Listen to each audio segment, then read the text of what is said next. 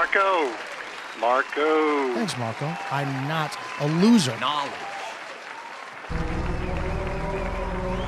We are here, ladies and gentlemen. We are absolutely so here, and it's crazy how here we are.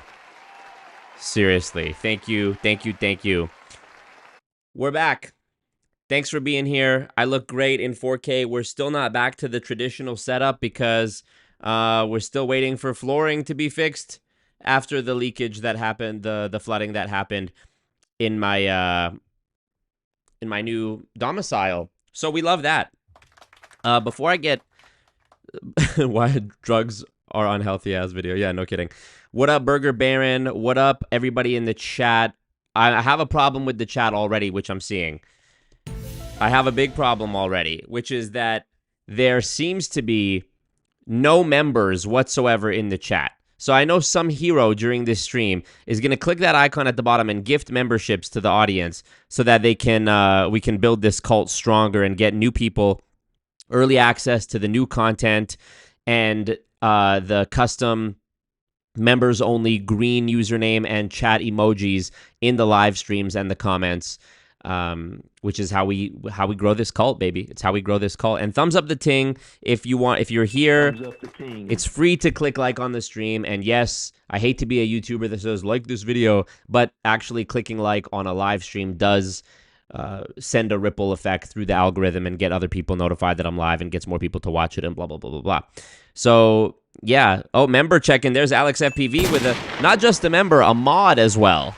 A mod as well, which, you know, I used to hand mod wrenches out like candy, but now it's a very tight-knit community where every fortnight, every full moon, the wrench holders get together and they hold their wrenches together in a circle and they plan out the next steps for the cult. Thanks for being here, guys. I want to mention a little. Oh, you're going to Bali on Monday, says Luis Lopez. I love that. I want to mention a little update first before we get into Dominick Izzo here.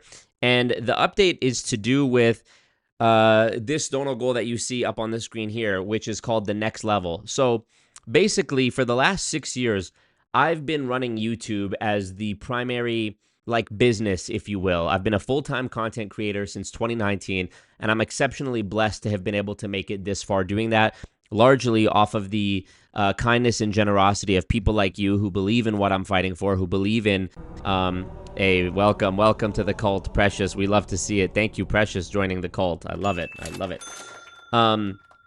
And I'm so blessed and privileged that I've been able to make it this far from people supporting me and believing what I do here and what we're fighting for. At the same time, I realized after 6 years that I could have been making more of an impact as well as making more money, which is, to be completely transparent, a necessity. Not just for myself individually in a world where things are getting more expensive, with each passing day, it seems, but with what I'm trying to do, I have a big vision for the future of creating a world where multi-level marketing is recognized officially as a fraudulent activity. And, if you're no stranger to hearing me talk about lawsuits and getting sued. And this is a very litigious, evil criminal cartel, which goes by the name multi-level marketing. And they have gone to great lengths to try to silence me, stop my income, destroy me. Recently, my Patreon account was deleted after being frozen, and I haven't even made a video about that whole saga, which is probably the craziest thing I've ever gone through in my life. But I will eventually. And anyways, it's necessary for me to make more money in order to be able to fight these types of attacks on a higher level. Even things like getting media insurance, so that I can, if I do get sued, I have some means of, perhaps filing a claim to pay for it. Or if I can't, if that's too expensive and impractical to do, just simply making more money so that I can hire lawyers out of pocket in order to defend myself and keep this work going, which I believe in. And so basically what I've been working on and what this donor goal is for is I've been working on my first real big boy business, if you will. And you guys are hearing about it really for the first time. And yeah, I'm kind of nervous about it, kind of excited about it, but I've been working for the past couple weeks, and it's probably going to take me another week or two to get everything finalized. But it's I'm starting something that's the reason I say it's a big boy business is because it's the first time that I'm actually investing money, considerable money into something that has like a real business software behind it, like a CRM, a customer relations management. It's a whole thing. It's like email automation, website, setting up automations for, when you see on posts like on Instagram when people say like comment this word and I'll send you this, like things like that. And basically what the business is very simple. The Scott Schaefer, I'm being sued still by multiple MLMs. Yes. Um, it's not a business opportunity, unfortunately. I'm not promoting something that's going to help you make money, but I am promoting something and launching a business that's going to help people protect and regain something more valuable than money, which is their relationships with friends and loved ones who are brainwashed by pyramid schemes. And so what the business is very simple. It is one-on-one support. It's one-on-one support from me. I've created a sort of program, if you will, where over the course of however many weeks, I haven't finalized how many. Right now, I'm thinking it's going to be 60 days, so 8 weeks. But it can go continuously for as long as people want support. Basically, what it is I've compiled all of the knowledge that I've gained. Hold on, where's the button? Knowledge. I've compiled all of the knowledge I've gained over the last 6 years about multi-level marketing, pyramid schemes, and cults through books that I've read, experts that I've interviewed, discussions and feedback that I've had from thousands of people in my comments and DMs over the years, as well as debates with people in MLMs, seeing what they respond to and what they don't respond to. And I've basically put together this program that deals with 3 steps. One is building rapport and trust with your loved one who's in a multi-level marketing scheme and is brainwashed by it.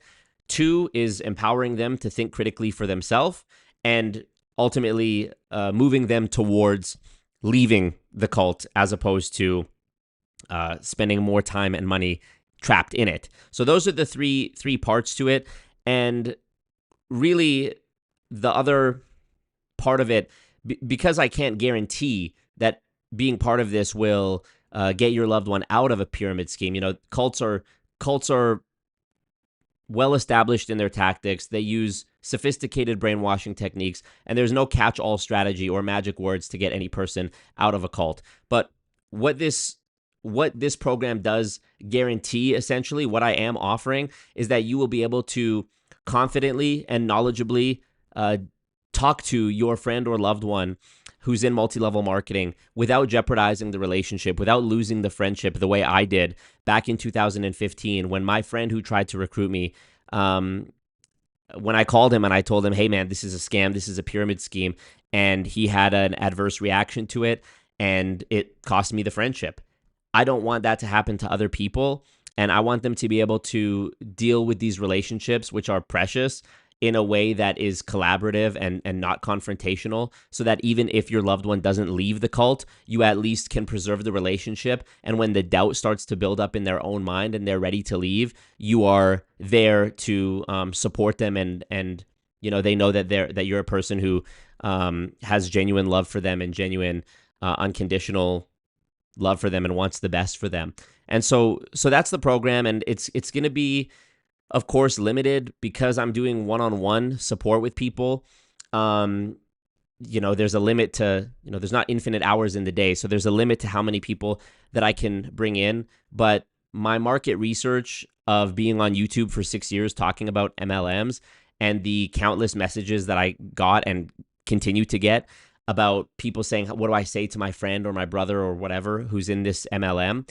It's something that I've wanted to be able to help people with more, but there's just such a high volume of it that it's something that can't be done over DM. I can't be like, well, tell me more.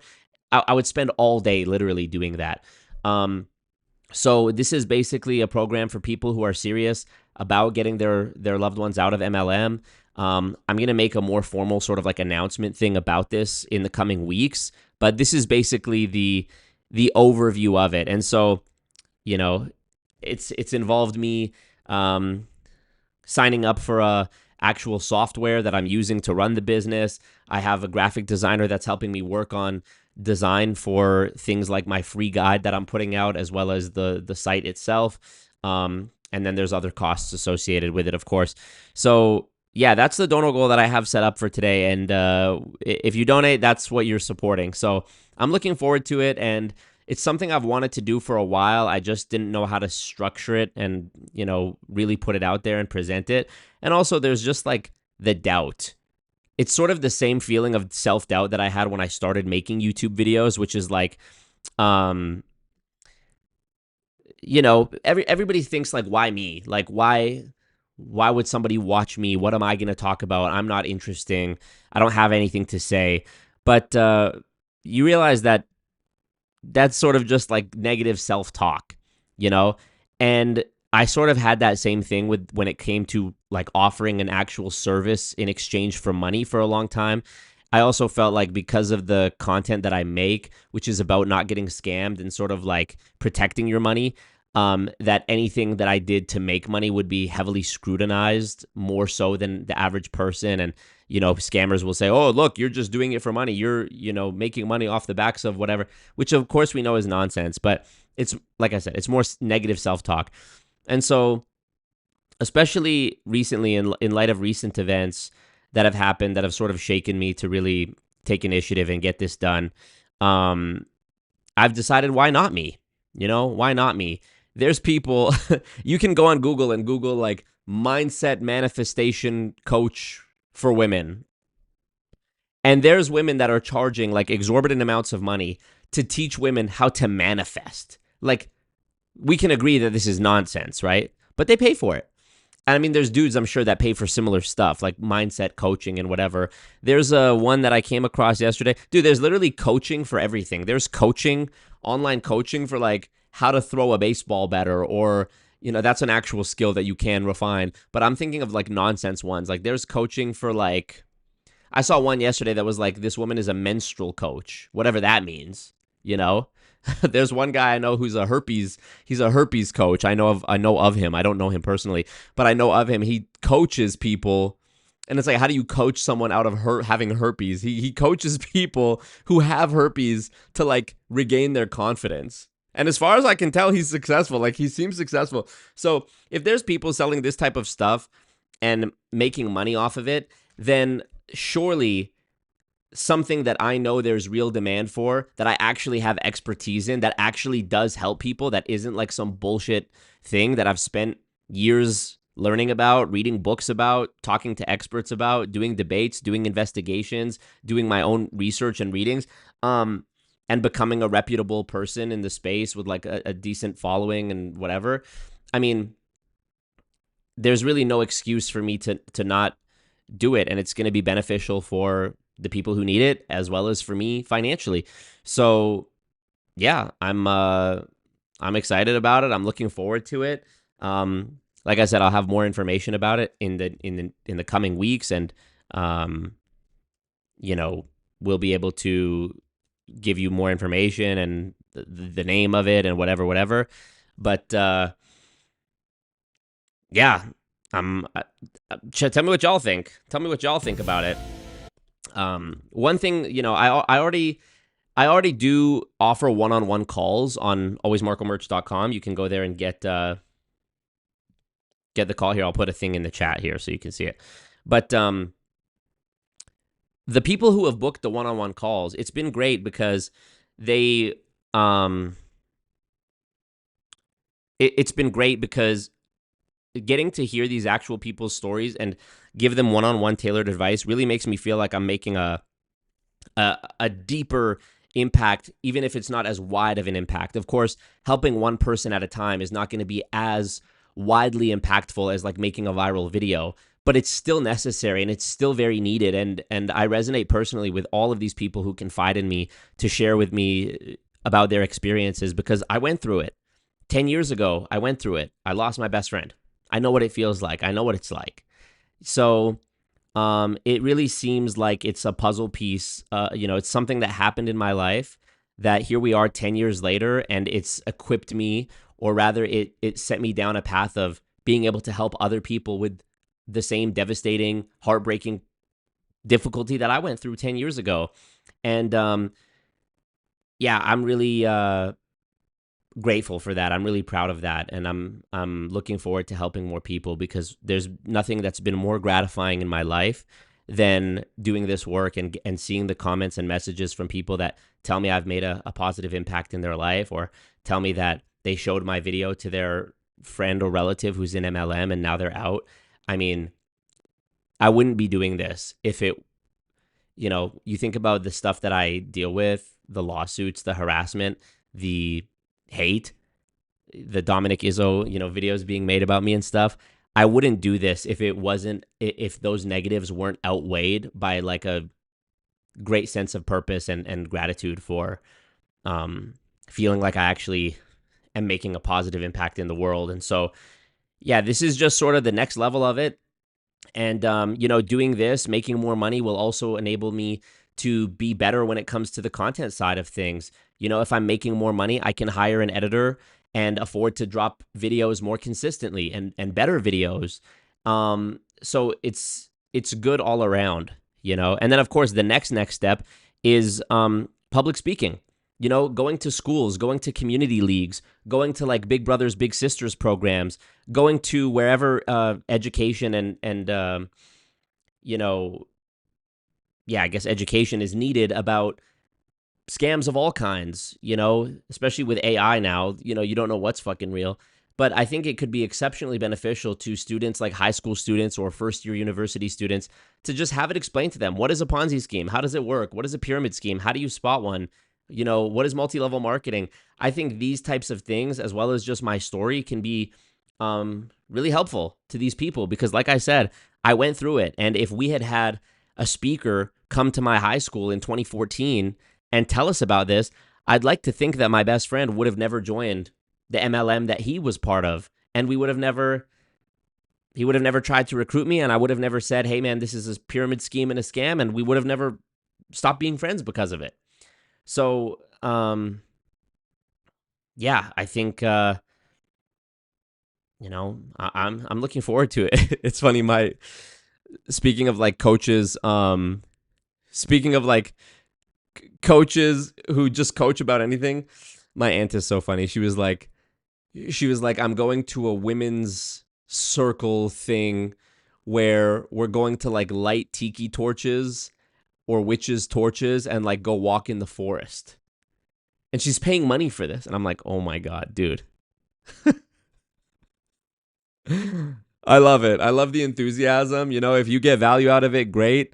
But like hearing things like that, I'm like, okay, I'm a fool for not doing something like this sooner, especially because I feel like I've let a lot of people slip through my fingers. I've let a lot of good that I could have done slip through my fingers because, over the past 6 years, I've gotten these messages and comments from people who have friends and relatives in MLM, and they're desperate to try to help them to get out. And, I've probably, by not offering something like this sooner, I have missed out on the opportunity to help people who were in or had relatives and friends in, and they didn't know how to go about talking to them, and the relationship went the same way as me and my best friend did. And I feel a tremendous load of guilt because of that too, because I could have done more sooner.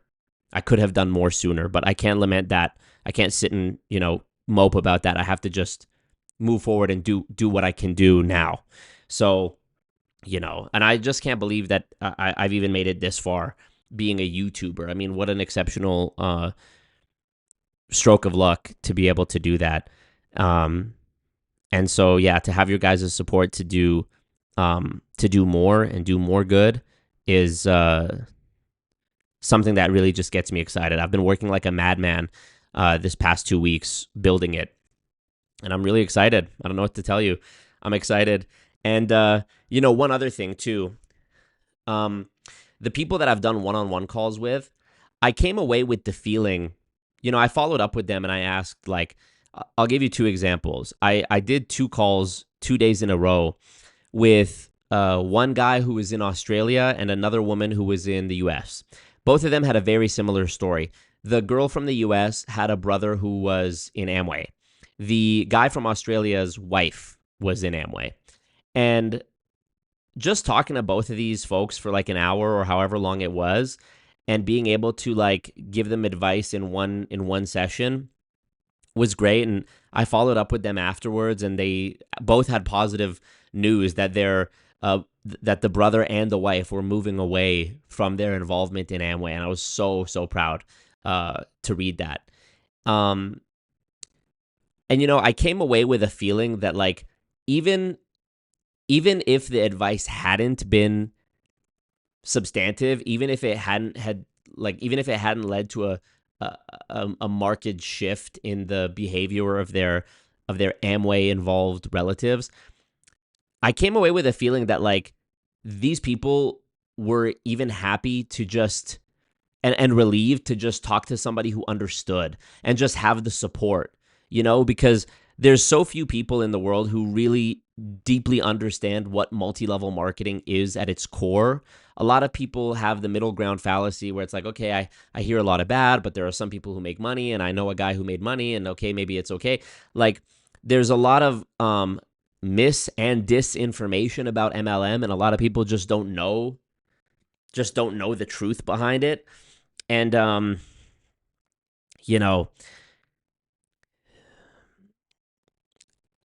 I know that when I was 19, I wish I would have had an older, wiser man to talk to who could have explained it to me and could have helped me articulate my disagreements with it, so that I would have been more prepared to help my friend or loved one. And, even if they weren't able to do that, even just having somebody to talk to who gets it, who can validate the feelings that I'm having around it and be there as a support system, I think is worth its weight in gold. So,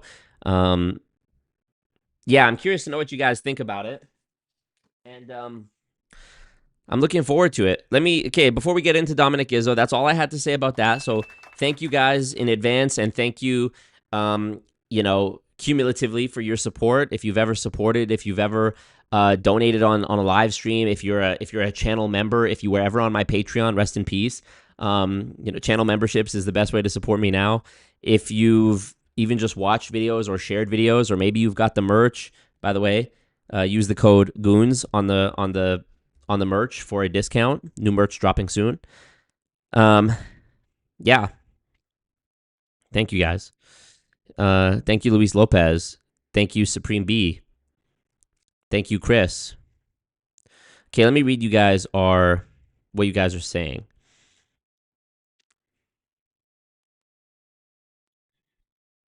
Chris said, like last time, did not expect to start the stream so soon. Got me conditioned to listen for the Scott and Peter music to start.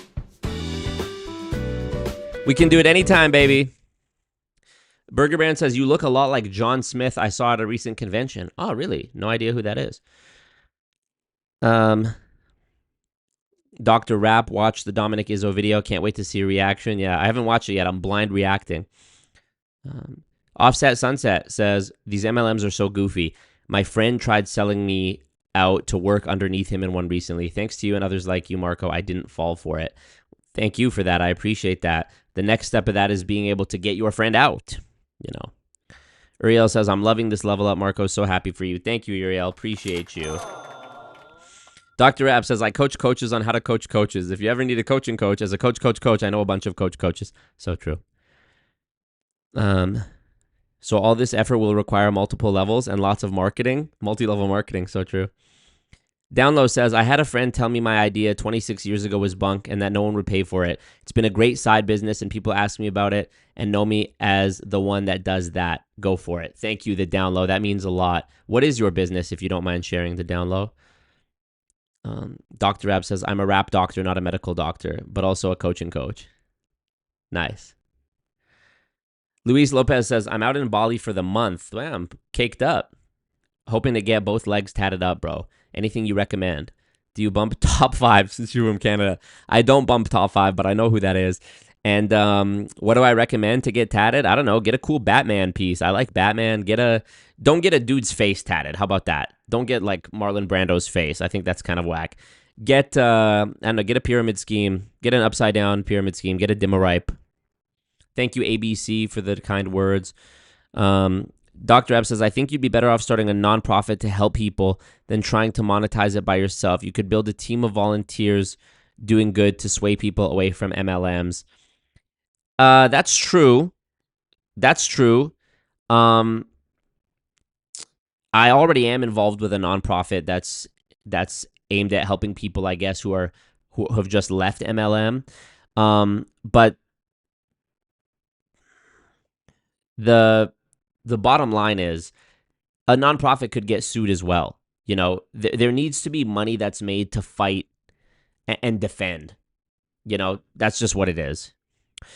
Chris said, Marco is fully embracing UNC status. Jokes aside, an ounce of prevention is way worth more than a pound of cure. So true. What up, Retro Bro? Liam Dolly, what up? Member shout out. David Shapiro, what up? Mod shout out. Liam says, I'm collecting trash at an apartment complex and I just found an Amway box. Yeah, what a story that box tells, huh? Justin, I got a mail about WFG settlement. Have you seen anything about that? Yeoman versus WFG? Let's see. Legal case between Trisha Yeomans and World Financial Group. Class action lawsuit. The case is notable for involving disputes over arbitration and forum selection. The FSRA has fined WFG in a different matter concerning an unlicensed agent. What's the allegation? The allegation, WFG agreed to a settlement of $65 million in settlement? No way. That's fucking huge. In May 2024, FSRA fined WFG for compensating an unlicensed agent who sold 58 life insurance policies. WFG's penalty was $50K. The agent's penalty was $80K. 65 million Bumba Pussy Rasklat Dadla? Let me find this. 65 fucking million? I need to look at this.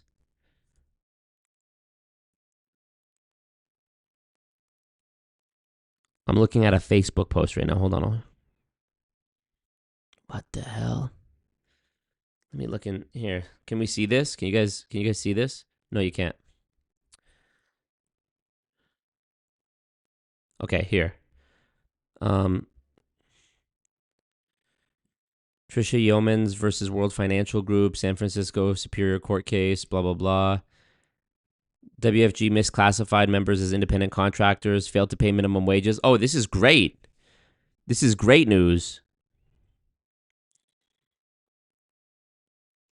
After good faith negotiations, which both sides recognized the substantial risk of an uncertain outcome, they agreed to settle pursuant to the terms of the settlement. Gross settlement. World Financial Group will pay Dude, I have to do a video about this. Thank you for telling me about this. $65 million as the gross settlement amount. The gross settlement amount will fund all payments, which shall include all amounts paid for the individual class. Wow. Whoever's in that class is coming away with a bag, depending on how many people are in there. Plaintiff service payment. Plaintiffs will seek approval. Oh my God.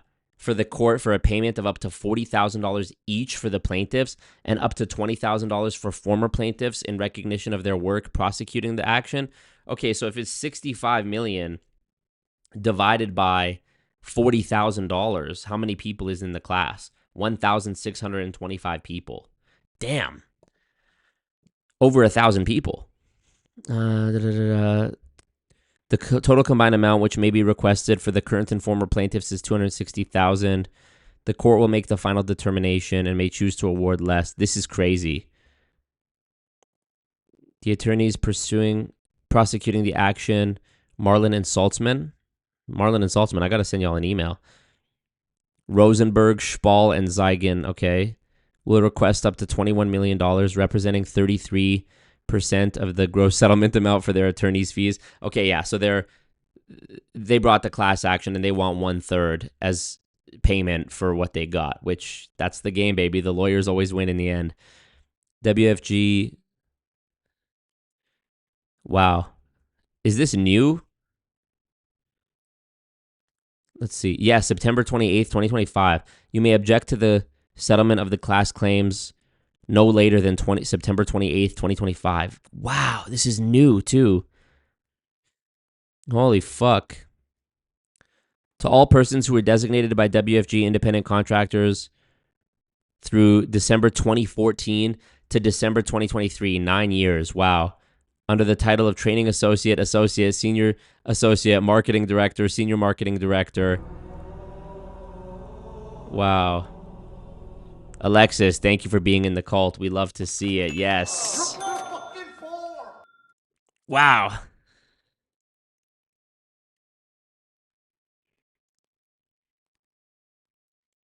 Wow, crazy. I wonder how this impacts World Financial Group in Canada. Settlement administrator. This is crazy. This is crazy, dude.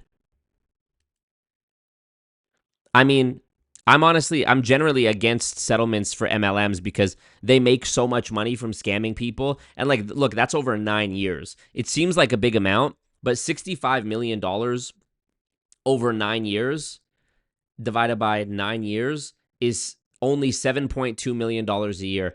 That's honestly chump change to an MLM. It's a big amount all at once, but you got to consider there's individual people who by themselves spend tens of thousands or in excess of 6 figures pursuing their MLM dreams. So it's really not a lot. And what are the terms of the settlement? I don't know. I'll have to look into it later and do a video.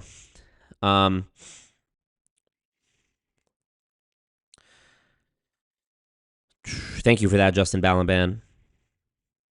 Scamway, true. What up, Alexis?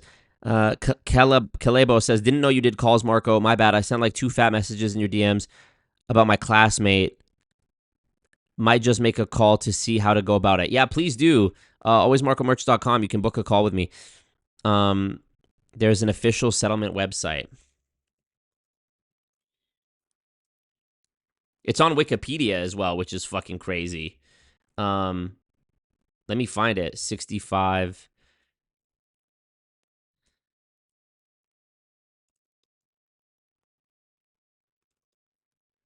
Let me find it.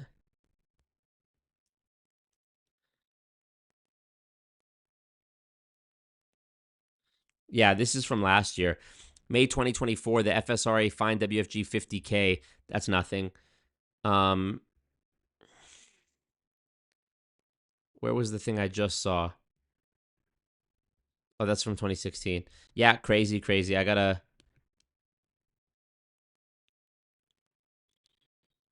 I'll find it. I'll do more research on this and make a video about it because that's huge.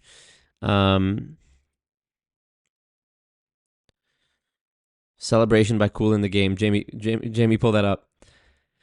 Yep. What up, Jeff Miller? Don't be sorry. Just be better. Don't let it happen again, Jeff Miller. Thumbs up the ting if you're here. Thumbs up the ting. Click like on the stream. It looks like less than half of you have clicked like on the stream, which is totally unacceptable. Oh, here, I just refreshed it. About half of you. Okay, let's get into it. Dominick Izzo, our favorite villain in the Always Marco verse. Well, some of your favorite villains. There's a lot of good characters. Who do we got? Vince, rest in peace. He's not really in the Always Marco sphere anymore. He decided to take down his Home Business King YouTube channel, and now he just does stuff about fitness and pop culture. Shout out to him. Dominick Izzo, Dale Calvert. We got to do a check-in on Dale Calvert. Where's he at? Scott and Peter, of course. Dale Calvert. Let's check him out. Where is he? MLM. Can I find him? Here he is on YouTube. Has he been posting? Oh, 9 months ago. Oh, no. 2025 is becoming the year of network marketing? No way. There's no question about it that 2025 will be the year of more entrepreneurial opportunities than any year in history. They say this every year, you know. How's Dr. Rap in the comments? Oh my God, the goons in the the goons in the comments bodying him. That's hilarious. How's Collect Direct working out for you? I remember you said it was the best thing you'd ever seen, but I never heard how it did for you. So fucking funny. You guys are ruthless and hilarious. Bad Dog Sports. Where's Collect Direct? Marco crushed you. You owe him an apology. Be a man. Tell him he was right.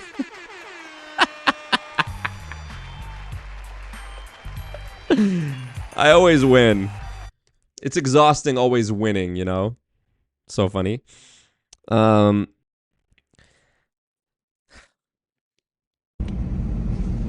need to warn you guys, the number of Ponzi schemes and scams are going to hit the market in 2025. It's always the scammers warning you about the scams, you know? Described as legitimate cryptocurrency projects and our network marketing projects is going to be unlike anything we've ever seen. Business as a whole has been disrupted, and it's going to continue to be disrupted. But the number of, network marketing done correctly, the way it was designed, is not a scam. Okay, he's completely out to fucking lunch. And mind you, he's wearing a hoodie that has the Bitcoin B on it and the fucking, what is this, the Ethereum diamond? It's hilarious. From one scam to the next. Look, now he's promoting, what's he promoting now? Foundational Bitcoin education. Join CMG Crypto Update Newsletter. How to become a metaverse millionaire. How to earn free Bitcoin. Jesus Christ fucking almighty in heaven. Look at this. A new book. A Dozen Ways to Get Free Bitcoin by Dale Calvert. Shameless pivot. A shameless pivot. No fucking way. All this guy knows how to push is pyramid schemes and Ponzi schemes. Hey, this is Dale Calvert. Today is December the 5th, 2024. I needed to make this video. This Did you? automobile, it's my dream car. Oh, where is he? There he is. I was like, where is he? He's down here. It's a 5-speed, but I don't know how to drive a stick. I just jumped to a random point in the video. He's talking about his fancy car. Definitely not a scammer. Hey guys, The millennial. They talk about the millennial pause. Nobody talks about the boomer pause. Three full seconds of silence at the beginning of the reel. it's Dale. Wow. I know nothing about Zenzino or whatever the name of this crap company is. I know about Collect Direct, Dale. Where's Collect Direct? This is hilarious, dude. It's crazy how my enemies do just get so fucking bodied. Does he even have anything on his page anymore about Collect Direct? If I even search the word collect, will I find anything? Collecting your self-employment tax. Oh, dude. This dude is on one. Oh my God. Dale, can I search Collect Direct? Nothing. Oh, here. 1 year ago. Good morning, guys. It's Dale Calvert. In 2023, we earned $1 million plus in commissions. More importantly, Oh my God. Dale. So sad. So sad the way I body my enemies so wholly and completely. You know? You love to see it. What up, Queen of Karma? What's going on? Burger Baron says, is it exhausting to be this right about everything? Where's the thing?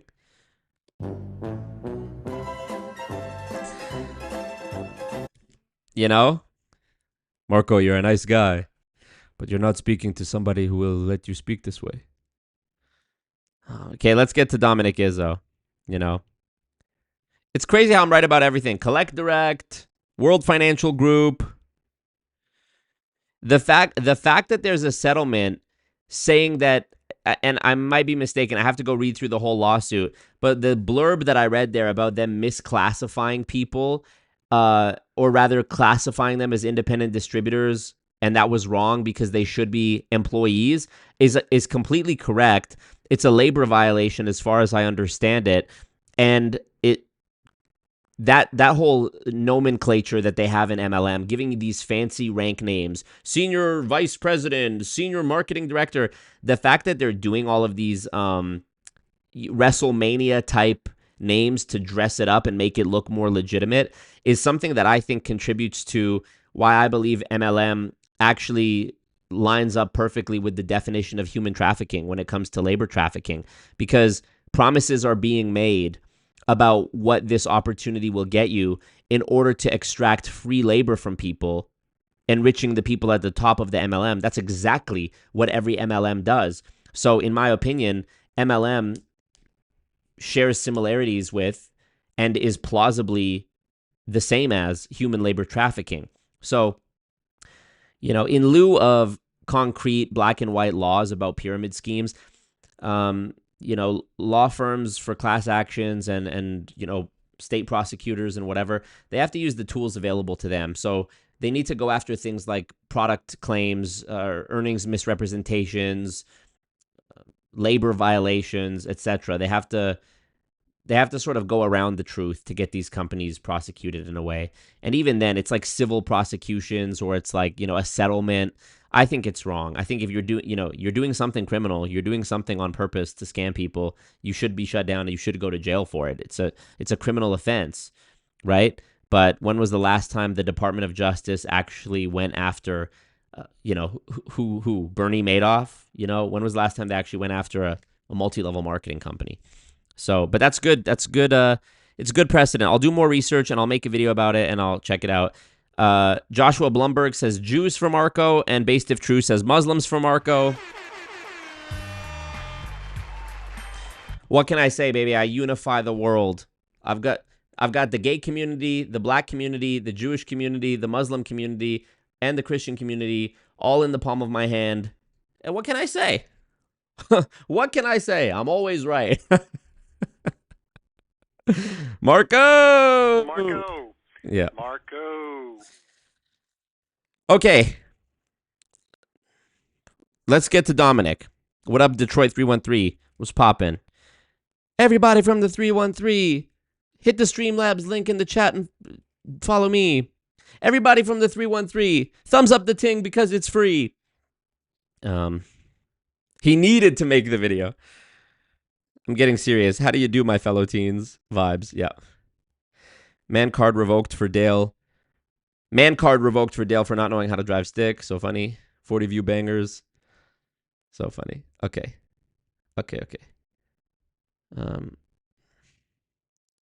What up, Mindful with Marty? More members popping out the woodwork. Who's going to be the hero to give 10 memberships in the chat? That's what I want to know. Okay, let's see. Prove it, getting sued by labor laws. Love that. Hindis for Marco, thank you. Gay, conservative, Israeli Christians for Marco. Yes. All right, let's check out what Dominick Izzo says about multi-level marketing. So he's reacting to a channel here called Modern Downline, who I think I've got to do a separate stream on because he's rebranded since from calling his channel Modern Downline. He now calls it Modern Side Hustle. If we go to his page, you can see Modern Side Hustle YouTube. Where the fuck is it? YouTube. Modern Side Hustle. Here we go. So here's the page now. It's called Modern Side Hustle. It's the same branding. Steve Larson is the guy. It's the same branding as you can see, but it's called, see here it's called Modern Downline, right? Modern Downline, okay? Here it's called Modern Side Hustle. So he's rebranded it. But Dominic is reacting to it. This is 3 months ago, so let's check it out. More and more people are trying to reinvent the wheel of network marketing, and it's making it the failure industry that it is right now.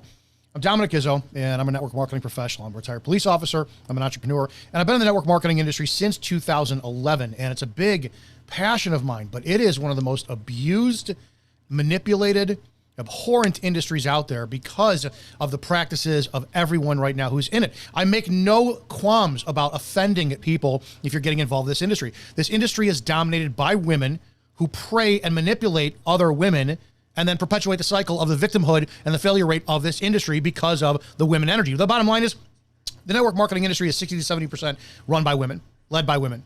And we have a somewhere 75% plus failure rate, dropout rate, quit rate of women. And we have to start looking at the fact, ladies, it's your tactics. You guys spent the lockdowns going up online on social media saying, all you need to do is get 2 people. It's the lie that we perpetuated forever. All you need to do is do these reels, drink wine, be in a bikini on the beach and say, I'm going to retire my husband. I'm living my best life ever. And you're going to be able to make $1 million in your first 6 months. It's been a fucking manipulative lie for decades. You know, it's so funny too. I had to route it through my headphones to make it cleaner. But you know, what's so funny is that if you go into the vidIQ data about this video, you can see where the thumbnail and the title have been updated. Okay. This video was originally called Toxic Femininity and Lack of Serving Others Are Destroying Network Marketing. And now it's called Network Marketing is Collapsing and No One is Talking About This Reason. What a great hook of a title. What a great hook of a title. And shout out to Dominick as well. I want to commend him on his progress here, because 2 years ago when we did our debate, which is the most viewed piece of MLM content that Dominick has ever contributed to in his life, he had, I think, 500 subscribers. And I want to shout him out because in that time, you can see he's grown substantially and he's at 1.09K subscribers. And so I just want to shout him out because the massive, massive impact he is having in enlightening people about how to do multi-level marketing the right way is just absolutely phenomenal. And his impact just, it can't be understated. It can't be overstated either, but it can't be understated. The network marketing industry is sales. It's leading. It's working. It's lying. It's scamming. It's cheating. For your team. And if you can't get that down right, you're not going to make it. I want to look at modern downline Santa Claus could never. So true, Triggered Petite. So true. Here, which is a YouTube channel I came across. I'm already not a fan of his content, but the title is Recruit 1,000 People Fast. Well, I've done these before. The biggest and most disingenuous aspect of the network marketing industry, Fraser Brooks does this, so many other people do this, is they talk about... At least he can fall back. Jeff Miller, you are a legend. Thank you, Jeff. Get in here. Get in the cult. Get in here. At least he can fall back to being a mall Santa if nothing else works. So funny. Recruiting 100 people in 10 days, 100 people in 100 days, 10 people in 10 days. Darren Kidd did his videos, recruit 100 people in 100 days. And the issue always is, and you may be a victim of this, you got recruited and then you got abandoned. Because one of the things that we do in the network marketing industry is we bring you in, and what do we say? All you need to do is get 2 people. And we don't articulate how difficult it is. And sometimes it may take some of you a year to get 1 person because you don't have those sales skills, because you don't have the people skills, the leadership skills. You don't know how to necessarily impose your will on somebody in a positive way, not manipulative, influence, not manipulation. And then you're left off to the side of being stuck with a team that came in, produced nothing. They attended your meetings, your rah-rah rallies, your conferences, and then said, I got scammed. And then you did the business for 2 years, you made $10,000, and then you now advocate against MLM because you got scammed because you couldn't keep people in. We have it backwards in network marketing. We need to be working for the people we recruit. My number is there, 708-982-0974. It's public. You can get a hold of me. Should I call him right now? Let's fill up this dono goal. I'll call him on this stream. I don't care what company you're in. Mary Kay, Herbalife, Avon, Beachbody, if they're still around. I don't care. I want to teach people the responsibility of sales and working for your team. It's a very simple philosophy. Far too many people think they need 1,000 people underneath them, which you can never give yourself to. If you had 5, if you legitimately had 5 people under you that you worked for, that you sold for, you trained, you spent time until they hit the highest level of income earning with your company, which for many of you is a small amount of orders, right? Some companies like you need 30 orders to hit that top as an individual, maybe 100 orders. If you spent that time and you got 5 people to that level, you would have a fixed income.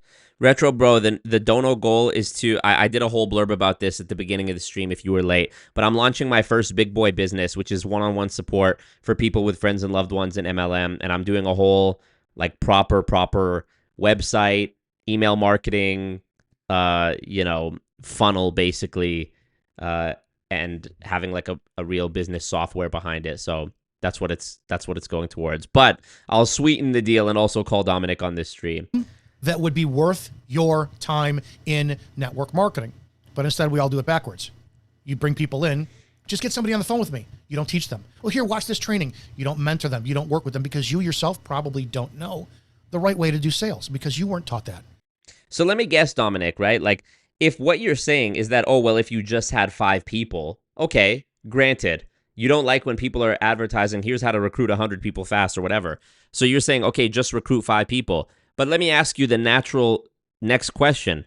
What do those 5 people then have to do, Dominick?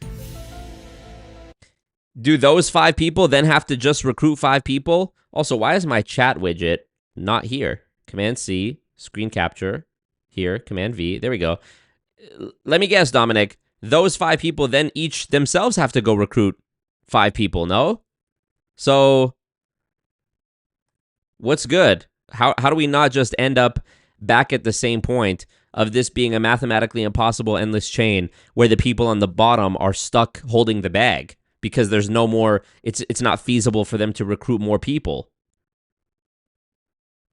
Again, he just misses the point. Jeff Miller. 50 Canadian dollars. Get my boy that lawyer money. Jeff Miller. Jeff Miller. He's a death killer. I don't know. I'm trying. Thanks, Marco. I'm not a loser. Guys, we just made more money from that donation from Jeff Miller than Dominick Izzo has made in his entire YouTube career, and that's something. No, let me correct myself. On that channel, because I know he has another... Dude, this guy's so all over the place. He tried to make fun of me and say that I was like a big pivoter because I've made videos about MLM, stand-up comedy, music, etc. over the years, right? This guy has a fucking Instagram, which is about being a cop. He has like a political talk show on some Spreely TV, like website you've never heard of for streaming, like more like obscure than Rumble. Okay, he has the MLM Dominick Izzo channel. He has a Kung Fu Wing Chun channel, fitness channel. Dude, this guy, he's lost. Niche down, Dominic. You know. All right, let's continue. Thank you, Jeff Miller. I'm going to piss you off. I Thank make you. a lot of enemies in this industry because this industry is fucked and we need to course correct massively. I love how Dominick Izzo can't get along with anyone, you know? He makes enemies with people promoting the same scam as him because they don't do it the way he does it. He argued with Scott and Peter when Scott first tried to invite him onto his show. He argues with me. He just can't make friends. I feel bad, you know? I feel he's like the kid in elementary school who's so scared of being like burned or people not liking him that he like tries to beat them to the punch by being so dislikable that he's like, you can't dislike me. I already dislike you first. You know, it's not that I'm worried about people not liking me. I don't like anyone. You can't fire me. I quit. You know, it's sad. It's sad. The way to fix your network marketing team to make money for yourself and to have people see you as somebody who didn't scam them but served them is to find out exactly what the number of, if you're in a product-based business or a service-based business, but let's go with product, how many orders does your company require an individual to get for them to get the top rank pay? Once you do that, you get it for yourself. If you need 50 orders, you master the art of selling and you sell. And But Dominic, we already know, and you know this too, that in MLM, if you've joined an MLM, what they count as orders in a product-based MLM also includes the purchases of your downline. So they're using doublespeak because they're referring to purchases as sales, when actually they're not sales, they're purchases, and vice versa. So he's making it seem like, okay, let's say I'm in an MLM, I have nobody below me, and I'm just trying to sell the product. Every MLM that I've ever seen that actually sells a product, they have a ceiling to how much money you can actually make just by selling the product yourself. The retail markup of the $50 shampoo or protein powder or Unimate or whatever it is, the $10 profit that you would make off that is limited until you recruit more people under you. The way you unlock a higher commission and a higher bonus is by recruiting people. So I know he's not talking about making more money by genuinely making sales to real customers who are not themselves involved in the MLM. I know that's not what he's talking about because it's just simply not possible or plausible or reasonable. So, you know, what are you talking about? And then like, okay, he's saying, what's the highest rank that you can get in your company? Hit that rank. Well, I don't know what fucking MLM industry apparatus you're looking at, Dominic, but in my Unicity video, for example, in order to reach the highest rank, you would need like, I think it's 5,000 people beneath you. So what the fuck are you talking about? You know? It's amazing. And you obtain your 50 orders. It's going to take a lot of fucking work. A lot of time. You got to learn how to sell. Yeah, that's why most people, instead of trying to get 50 orders and sell shampoo out the trunk to 50 real people, they'd rather just recruit 10 people and have them purchase 5 orders each. 708-982-0974. Let me help you. Once you do that and you've mastered that, then you go recruiting. You bring one person in and you do the same thing for that person. You don't recruit another fucking person until you've gotten them to your status. Now they're making money and you're making money because remember, you make money off of them. After that happens, you do it again. Once you do it 5 times and you've got 5 people underneath you who are all at the highest level of pay and or commission rate, you've got a good income coming in where you can start to go back if you want. Maybe you're making $1,000 extra a month. Maybe you're making $2,000. The naysayers and the haters will always say, well, that's, that's a failure. You're making $1 an hour. That's subjective up to you. No, it's not actually subjective up to me. What the fuck are you talking about? Why would it be wrong for somebody to say, okay, Dominic, you've put in 10 hours and you've made $50. That's $5 an hour. How is that subjective? Math is math. This is the type of self-gaslighting, self-brainwashing that leads you to the point where you have these dead Santa Claus, baby blue, Frank Sinatra, Christmas, fucking Scientology, Heaven's Gate eyes. It's because these people can sit here and say something like the average income, the hourly rate is subjective. How the fuck is it subjective? You're not making money. Wait. You're broke. You're fucking poor. Dominic. You're broke. You're fucking poor. I'm not a loser. You're broke. You're broke. You're broke.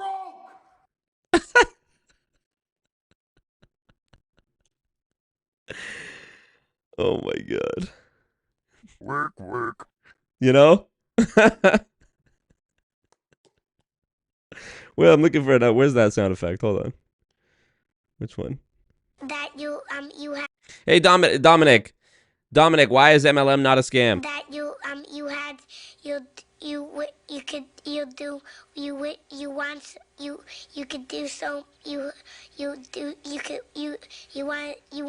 him to do you so much you could do anything. You're broke.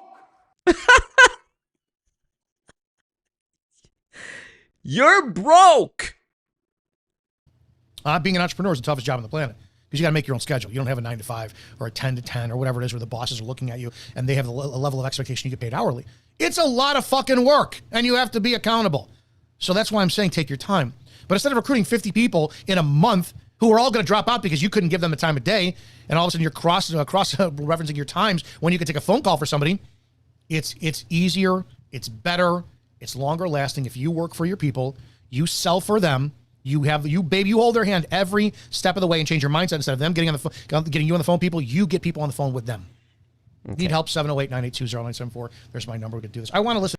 Guy shouting out his phone number more than Soulja Boy on the fucking 888-728-212. Dominic found out about Soulja Boy putting the phone number of his like, he had like the ringtone thing that would pay him every time you called the number. So he put the phone number in his hit song "Kiss Me Through the Phone." You know, I forget what the number is. Become a channel member. Hold on, I gotta do something real quick. I gotta add an OBS chat button thing. Become a channel member. Here we go. Where's the fucking link? Command C. Here we go. See, tell me if this works in the chat.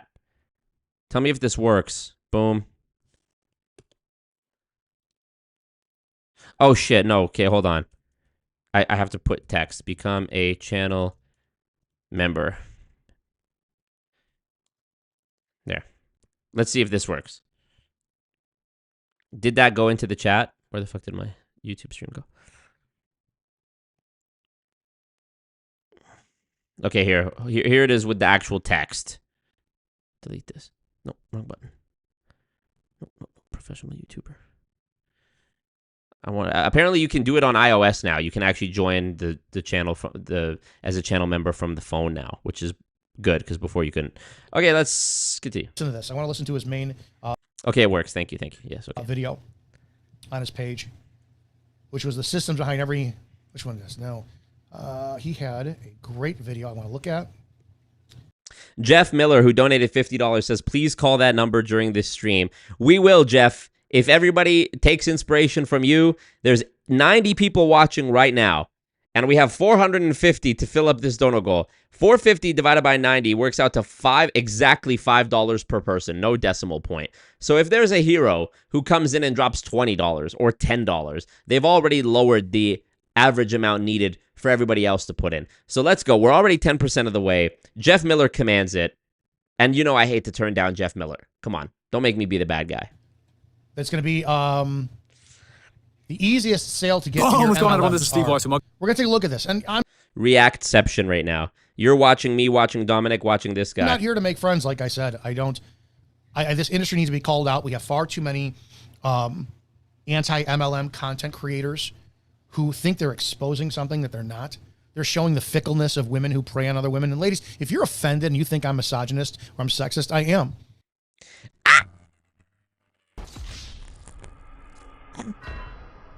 So, Cincy, so insecure, Hannah.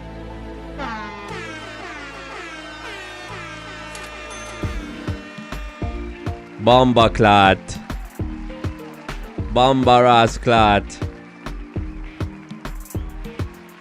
Hannah. I don't have the green screen, so none of my backgrounds are showing when I do it. Hannah, the legend. Anna Marie? Anna Marie dropped a bag $49.99 upon super chat.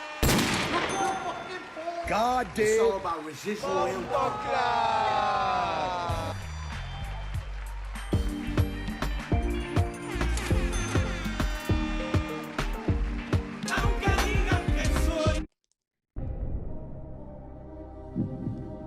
Bombaklat. Bombaklat. You know? Wow. Let me Hannah. You are a legend. Thank you so much, Hannah. Which Hannah is it? Who is it? Is it Hannah Alonso? Hi, Hannah, if it is.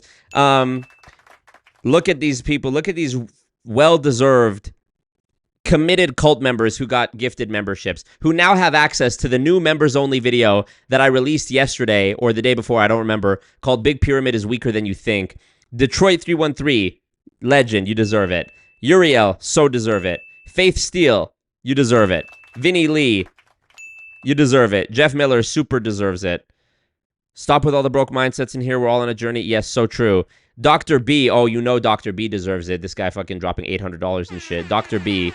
Yair Vlogs, Plain Decoded, Thermal, Octavius Jones, a Spider-Man villain, you know? Calvin Montana, related to Hannah Montana. I mean, look at it.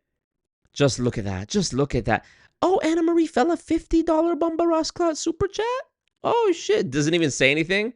Doesn't want to interrupt? Just take it, take it. Wow, Anna Marie, you are a legend. Thank you, Anna Marie Fella. Wow. Whoa, wrong button. Oh. Thank you, guys. Wow. Can't believe you've done this. I can't believe it. Dominic clenching his fist like Arthur right now. Alexa says, I'm broke until payday, but I hope it happens. I want that call, right? Jeff loves the soundboard. Welcome all new members. Burger Baron, thank you, Burger Baron. Burger Baron, stay committed, stay faithful, keep the belief strong, and you will be gifted one too. Anna Marie, thank you so much. I used to use Anna Marie Fella. Oh, we know it's you. Oh, shit, Detroit 313. Oh, look how the love spreads in the cult. Kathleen Wagner dropped a bag $19.99 upon super chat. Bombaklat. Appreciate you. Marco. I got to get the bag. I took a full load. Let's go. Do you like me? So funny. Wow, thank you. Look how the goons inspire each other. Look how Jeff Miller knocks down the first domino and says, I'm going to support this cult. And then other people are like, you know what? Hannah's like LeBron in that video of LeBron and 2 Chainz in the studio where he invents the deluxe album. And he's like, here go 2 mo for y'all. You know what I'm talking about? One of my favorite videos of all time. Top 10 favorite moments of all time. Here go 2 more for y'all. Have y'all not seen this? This is Hannah right now. This was Hannah. This was Hannah after she saw. This was Hannah after she saw. Real video footage, by the way, of Hannah after she saw Jeff Miller donate $50 and decided to drop 10 memberships. Here's what happened. Thank y'all for taking on this ride with me. Yeah. You know what? Here go 2 more for y'all. Here go 10 more for y'all. That was Hannah right there. In the full clip, hold on. Here go 2 more for y'all. Go back. Fucking fuck. Here go 2 more for y'all. The guy writing it on the whiteboard. 16 tracks, right? The 16 tracks, we want to do 14. But is there a problem with a week or 2 weeks after the album drop with the 14 tracks that we add the deluxe album and add the 2 songs back on? I think that's hard. I think it'll be a conversation of, oh shit, this man has some more, but he couldn't fit it into the album. Thank y'all for taking on this ride with me. Yeah. You know what? Here go 2 more for y'all. Yeah. So fucking funny. The guy on the whiteboard writing down the word deluxe and LeBron sitting there like he genuinely invented it. LeBron trying to justify his executive producer role on the album by any means. Is there a problem with, why would there be a problem with it? Every artist does that to drum up hype after the initial hype dies down by releasing a deluxe edition with 2 more songs. Everybody has, since the dawn of fucking time in the music hit business, has done that. Is there a problem with, after the album comes out, doing a deluxe album, putting the 2 songs back on? And then the funniest part is when he's like, I think it would be a conversation. No, the fuck, it wouldn't be a conversation.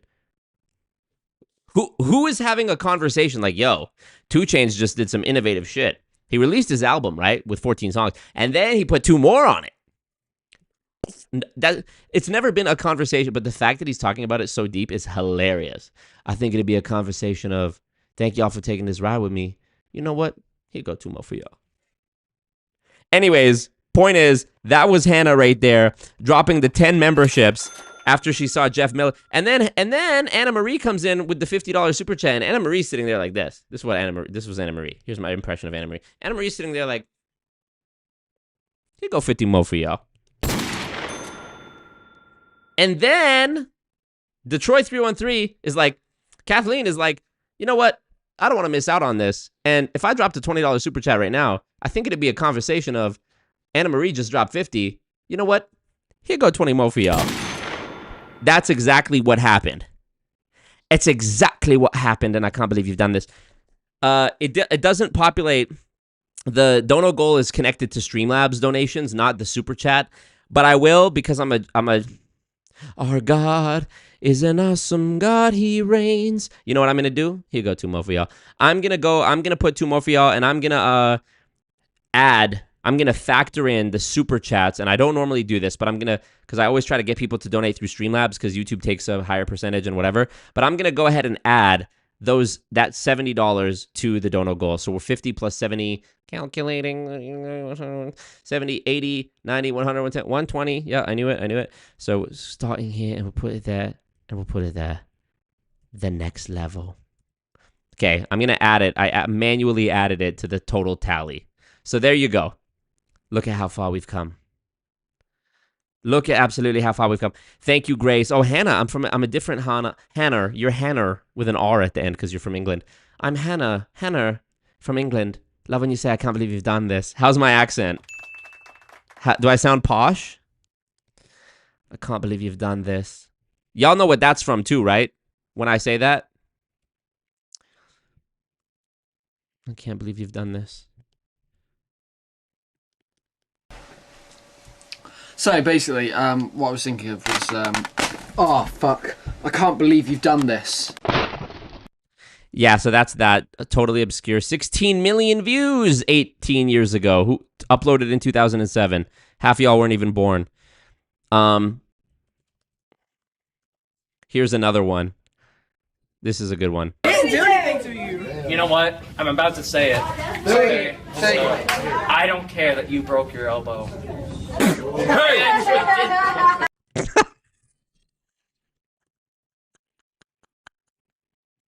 What the fuck? This is one of my favorites. This is one of my favorites too right here. Guys, coach is right. If you want to win this, it's on us. Shut the fuck up. MLM motivational speakers when they're trying to, when they're trying to rile up the crowd. Guys, coach is right. Guys, Eric Worre is right. It's on us. All right, back to it. And it's for the sake of improving this industry. You guys are taken advantage of. Look at every anti-MLM content creator. They are weak women. Why do you leave me out of that? I feel actually personally incensed that you leave me out of the conversation. I'm one of the biggest anti-MLM creators. What are you talking about? What the fuck are you talking about? I'm the only one who's given you a platform to do a debate on his channel, and it got like 90,000 plus views. Don't leave me out. Nobody puts baby in a corner. Call me a miserable woman and a hater too. You know me. You've made several videos about me. Let me in. You know? They're all miserable, bitter women. Those miserable, bitter bitches. They just don't know how to hustle. And by the way, Patrick Bet-David. Guys, I've been practicing my Patrick Bet-David impression every day, just like talking to myself as Patrick Bet-David and seeing if certain things work. When I do my Halloween Patrick Bet-David stream next week, I'm going this weekend, by the way, to buy my costume. I'm going to Value Village, and I'm going to find like a vest and a suit, and I'm going to slick my hair back, and I might even buy a fake nose from like one of the Halloween stores to really bring the costume home. When I do this Patrick Bet-David stream, like, I did the John Smith stream, I'm doing an entire stream as Patrick Bet-David, and I even have a Patrick Bet-David podcast background. Hold on, let me show you. Look at this.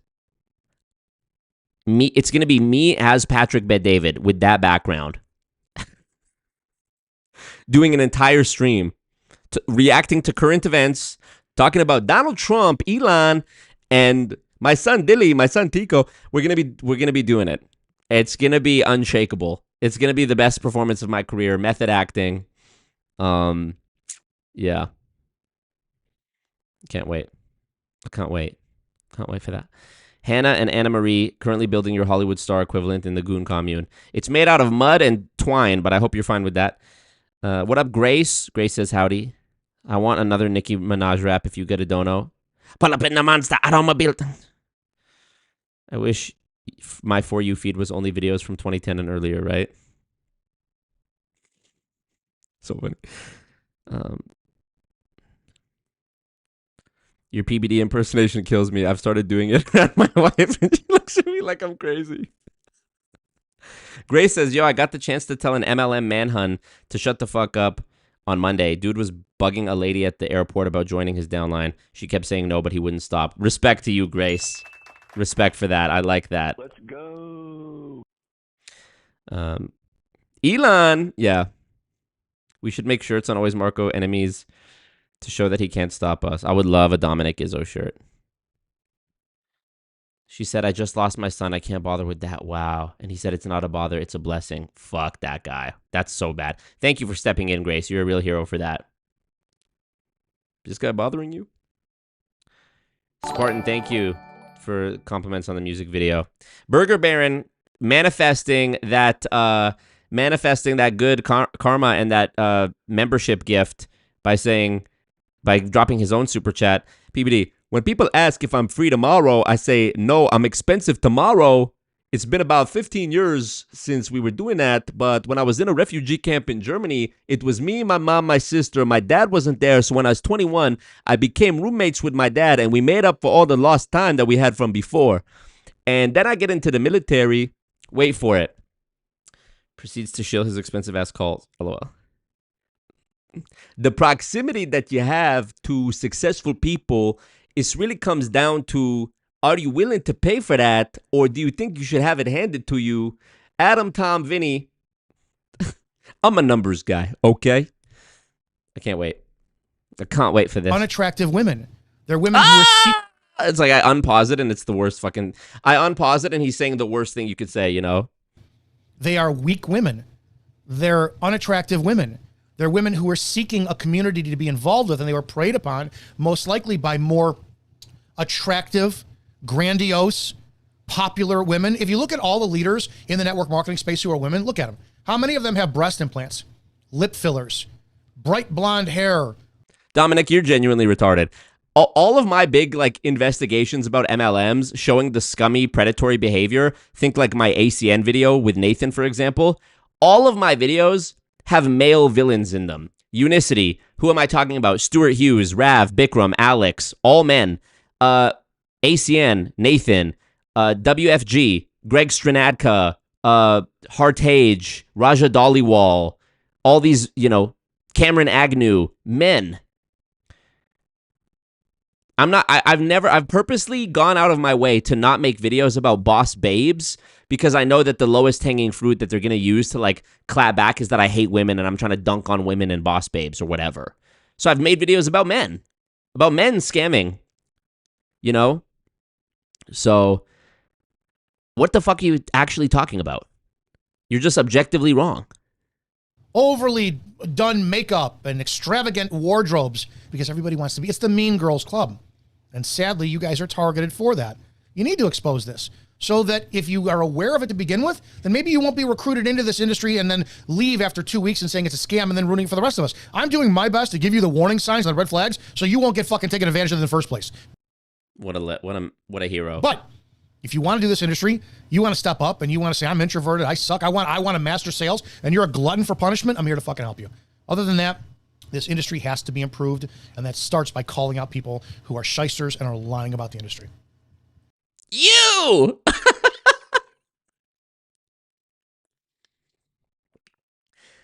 Ring. Hello? Hot? Yeah, it's me, Kettle. How you doing? Good? Welcome to another episode of Secret MLM Max Radio. I am here in the park again. That seems to be a thing. I don't know. Enjoying the last little bits of sunshine before the winter. First things first, I've always talked about this too as well. I'm not about to sit there and listen to a Johnny douchebag who has a backwards hat on and a t-shirt if they're going to talk about sales, business, and marketing. One of my mentors, Yeah. I'd much rather a guy who looks like the fucking penguin from Batman had a baby with a mall Santa Claus in front of a green screen who's probably in his underwear filming this. I'd much rather take business advice from that guy pushing a multi-level marketing scheme than Johnny douchebag with his backwards hat. By the way, neither of you fit the criteria that you just described most MLM pushers having.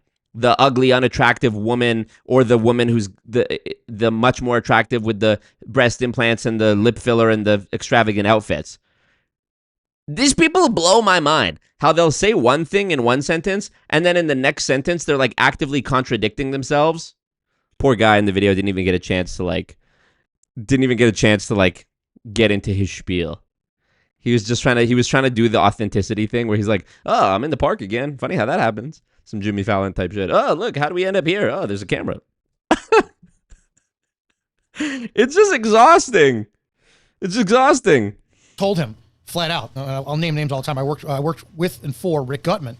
Guy's a genius in the network marketing space. I have a lot of respect for him. But when I first met him, so to speak, he was wearing an affliction shirt. He wears a hat over his ears. It's an unprofessional look. He's more successful than I am, but his appearance screams, I don't care about you. That's the point. I'm always in tie, three-piece suit. Not for me, but to sit there and show you I give a shit enough about my prospects to dress the part. You look like a fucking... You're wearing like a zoot suit, bro. You look like a 1920s mobster. Hey, kid, listen here, see? You want to join Juice Plus, see? Multi-level marketing. It's a good business model, see? Listen, Jack, this is the bee's knees. It's the cat's pajamas. Me as Dominick in a 1920s serial being like, hey, listen, kid, you ever thought about financial freedom, making a little side hustle? Hey, come on now, see? No, listen now, Jack. Listen now, Jack, you got it all wrong. The coppers are coming around, but they don't understand our business, see? Yeah, I know Mary Sue said that it was a bad business, but what does she know, eh? Those broads don't know their left hand from their right. Come on now. Who you gonna trust? You gonna trust her? You gonna trust me? I'm a successful businessman. I've got the suit on. This suit was $40, which, because it's 1920, that's a lot of money. Listen here, see? Be taken seriously. If you're going to sell. Also, who is Rick Gutman? John Smith, you know? And you're going to lead, you have two chances to make a first impression. What you look like and what comes out of your mouth. Just keep that in mind if you're going to do this business.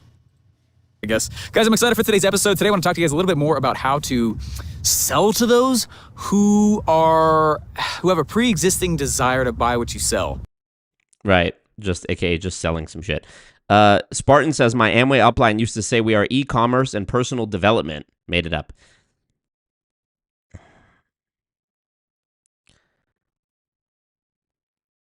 Talking about penguins. What was the one dude we examined?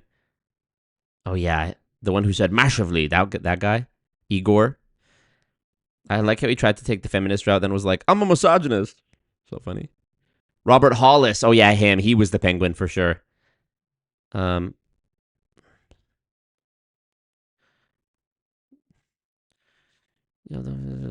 like he's waiting to take an old-timey photo, right?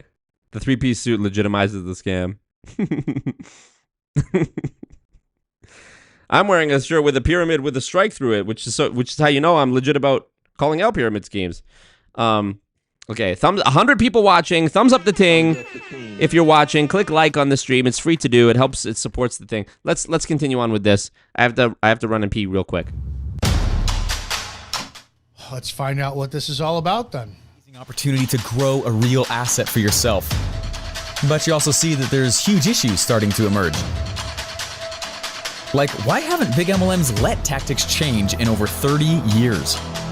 Or why have they been cutting commissions? One of the biggest reasons that the tactics shouldn't change is because every time you try to change something, you're trying to get people to learn 1% of what works and then move on to the next thing. It's the jack of all trades and master of none without the finishing of that quote. I want somebody 100% confident in their ability to sell a product before they recruit. I've had to restart my teams over so many times because I was one of those recruit 60 people in a month. And I can't serve all of them. It's disingenuous. I profited off of them, but they weren't seeing the results. They don't have the passion I do. They don't have the personality I do. When I started to realize this industry is backwards, my passion for the business changed. My integrity changed.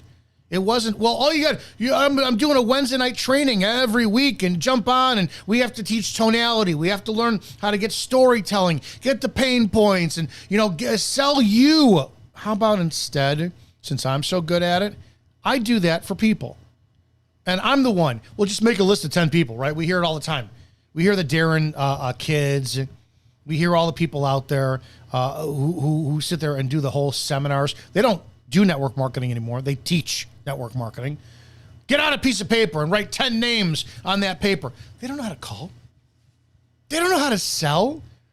This industry recruits people who have no sales skills to do a job that is 100% sales. And that's the joke of this industry and what needs to change.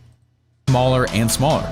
Or even, how dumb is it that old MLM rules say you'll get in trouble when you use the internet to grow your team? I think one of the reasons that you do get in trouble for growing your team is, again, you are not giving the care people deserve. We see it every single day. Somebody gets recruited, you court the shit out of them, you hound them, you lie to them, you manipulate them, they come in, and then you abandon them. I think that's why. And the internet gives you a bigger access to do that in scale and volume, and that is what is destroying this business. Some of the blaring questions we all face today. This podcast will show you how real MLMers like us are waging war on the old dying methods. And we aren't cheating by only bugging uninterested family and friends. Follow this podcast while I expose the shocking methods I'm using to build my 10,000 person downline and get people begging to join my team daily. Bro, it's so fucking stupid. They act like they're reinventing the wheel. It's like, bro, you guys are pushing pyramid schemes. You guys are pushing pyramid schemes. All it is about recruiting more people who pay to join and consistently buy products every month. That's what it's about. Don't act like you're doing some revolutionary new thing. Every MLM I've ever looked at, they're like, we're disrupting the industry. Shut the fuck up. Shut the fuck up. Here go to mo for y'all. Here's to the new tactics without all those old, rusty MLM shackles. My name is Steve Larson, and welcome to 10,000 people. How many of them can you serve properly? That's the big problem I have. Until we are serving and working for our downlines, I'm not talking jump on a Zoom and everybody. I'm talking you are available. Yeah, I peeped that too, Ryan. Begging instead of begging. If he was signing up 60 people a month, how come his channel only has 1K? LOL. 10,000. What is this? The Bible? How is bro able to spew all this stuff and still be a part of the team? I wonder how Juice Plus hasn't terminated Dominic for being such a bad PR like blemish. Like if Dominic was in your company and like I doubt that he has a huge downline that he's making Juice Plus a ton of money. I would think that his contribution to the bottom line is not worth the negative press that he brings. Going on YouTube. Imagine being in your 50s. This guy's old enough to be my father. He's in his 50s on YouTube being like, people say I'm a misogynist. I am. Bro.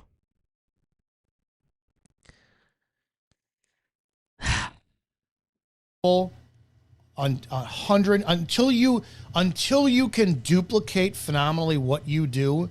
This is a dangerous precedent to stand as a standard, because you're going to get people coming in thinking they do the same thing, and that puts you at guru status, and you're not going to have independence. We talk about all the time in network marketing. It's all about duplication. The system needs to be duplicatable, but the problem is if you don't have somebody who's duplicatable like you are, it's like Jessie Lee Ward. R.I.P. There will always be one and only Jessie Lee Ward, and she was the most dynamic woman on the planet. She's unfucking duplicatable, but the system is duplicatable.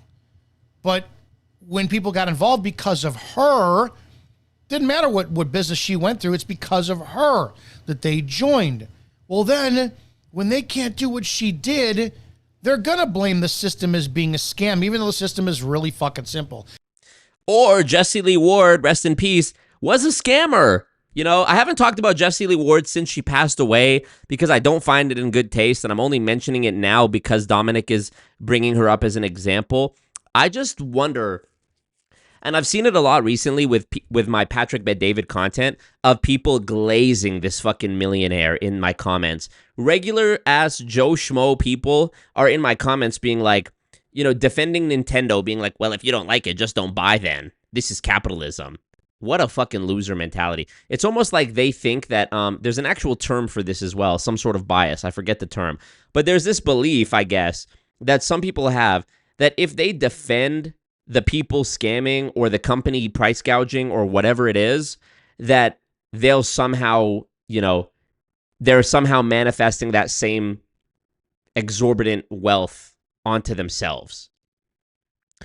People in my comments about Patrick Bet-David, oh, well, why are you mad that he has more money than you? That's why you're mad. Why? Well, this is capitalism. If you don't like it, don't pay. If some people want to buy it, then if anyone can afford to pay him $48,000 for a 1-hour Zoom call, then clearly they're not hurting for the money, so why do you care? It's like, do you think Patrick is going to let you hit?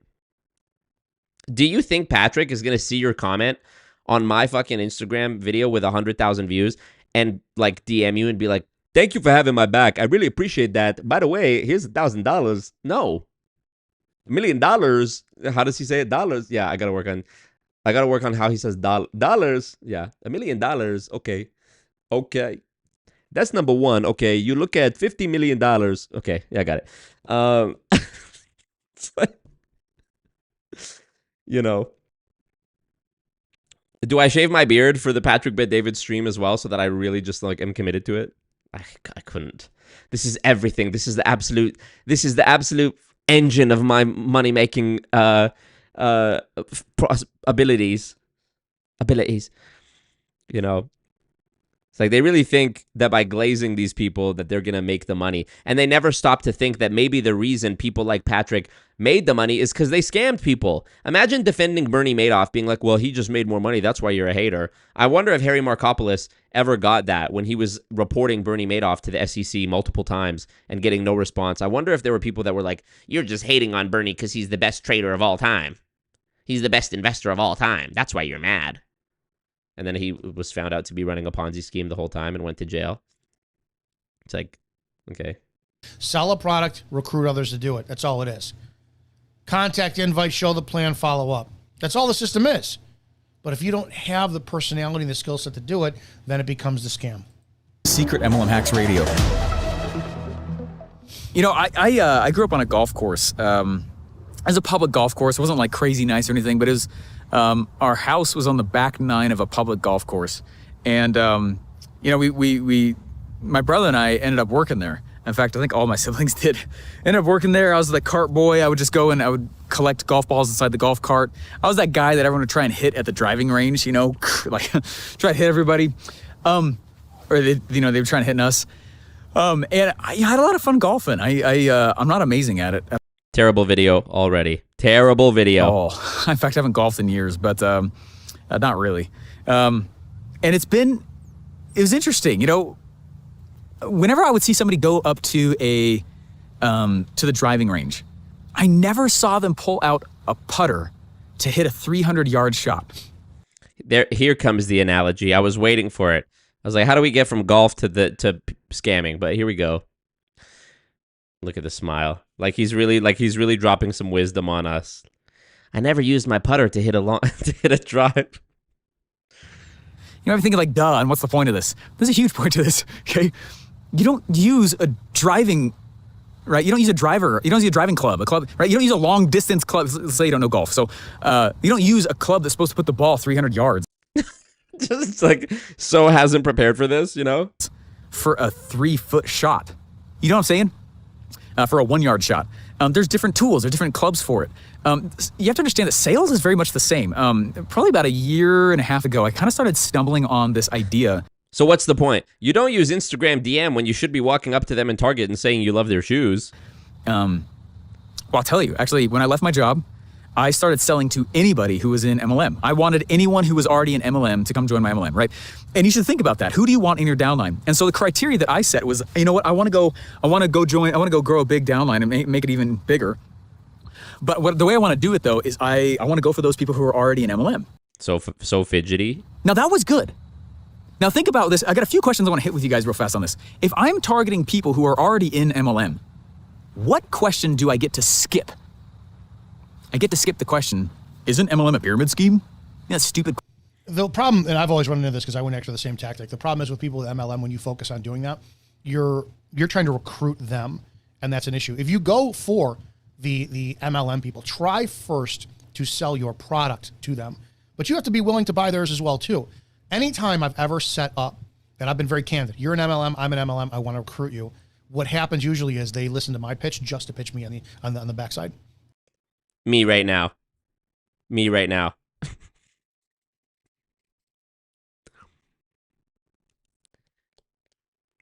listening, me trying to wait for him to get to the point. Me waiting for him to get to the point with his analogy.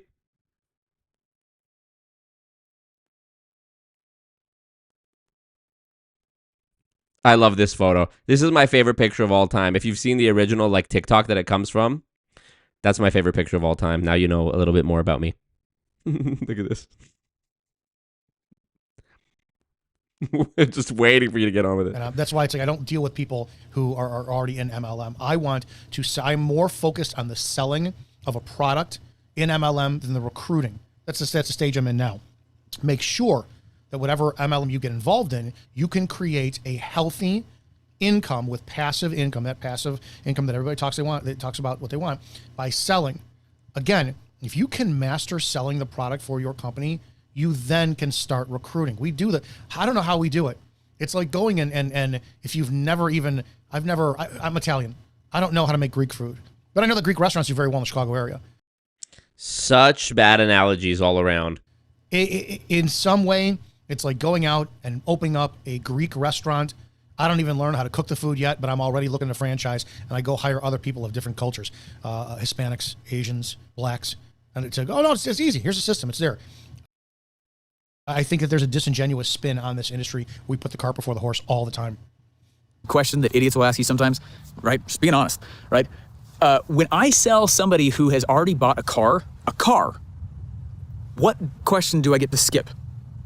The analogies are out the fucking wazoo today. Being Italian and starting a Greek restaurant, totally feasible. Growing up on a golf course, the putter versus the driver. When I sell a car to someone, these people have to speak in riddles and analogies in order to stay in their own little reality. in order to stay in their little MLM unicorn land pyramid scheme bubble, because they're not living in the same reality as you and me, where the sky is blue and up is up and down is down. They're living in a reality which is like a branch reality where things can mean what you want them to mean. You know, things don't necessarily mean what they mean. They can mean anything. And you have to use false equivalences and these false analogies to try to, like, I don't know, keep yourself insulated. I get to skip the question of... Dominic is in an MLM called Juice Plus. I know. So machismo, so masculine. Why do I need a car? Right? How does it work? How do I drive it? Okay, there's a subtle but extremely powerful lesson with this whole thing. And I started realizing, oh my gosh, if I want somebody to buy my weight loss thing or whatever, I need someone who has already purchased a weight loss thing. Take a shot every time there's a new analogy used. Where I think we're at 4. Now the weight loss thing. Okay. The problem I'm having with this concept already is... Peter Mingle's sudden loudness. A car? Yeah. You're bringing in people who already have bad habits. If I were to go, and I make myself available, I say it all the time, if you're already in a network marketing space and you're in, you know, Mary Kay, you're in Avon, you're in Beachbody, you're in Herbalife, and you call me, 708-982-0974, to ask me how to improve your business, I do get calls. I will take your calls. I will talk to you for free to help you build your business, but understand. Nothing screams time freedom and passive income like having your phone number out there, offering free time, free consultations to people in other MLMs who are not in yours. I mean, business, you know? Absolute businessman right here. I'm trying to give you value so that you see why I work for you, so that you will come for me. You will be like, I'd rather work on Izzo's team. I want to be with him. That's my method for it, right? But at the same time, you need to see that that's a tactic that I expect you to reproduce, to duplicate, serving others. So if going after the people who are already in network marketing is a dangerous thing, because everybody is looking to be the guru in some aspect, everybody's looking to be the top, to be the man, if you will, and we want to change that in this industry, and we want to create a legion of servants. Serve first, and the sale will come, is my absolute definitive belief in this business. Most people serve them and make them come, or whatever he said. Trying to go find. Or whatever. Right? I have to do less educating of a customer when I get more strict on my criteria. When I have no criteria on the kind of person I want to bring into my downline or sell my product to, I have to be very good at varying levels of education, right? I have to be able... No, you don't, and that's where it's different. Network marketing person, you have to schmooze. This is like a bad joke. It's like, okay, so there's 2 guys who are both in pyramid schemes, and they disagree fundamentally, but they're both wrong. The shit out of them to impress them to join your team when they're in the back of their mind. They're trying to figure out they could recruit you. I will tell you the number one way to deal with somebody. He's talking about cold market at this point. Serve.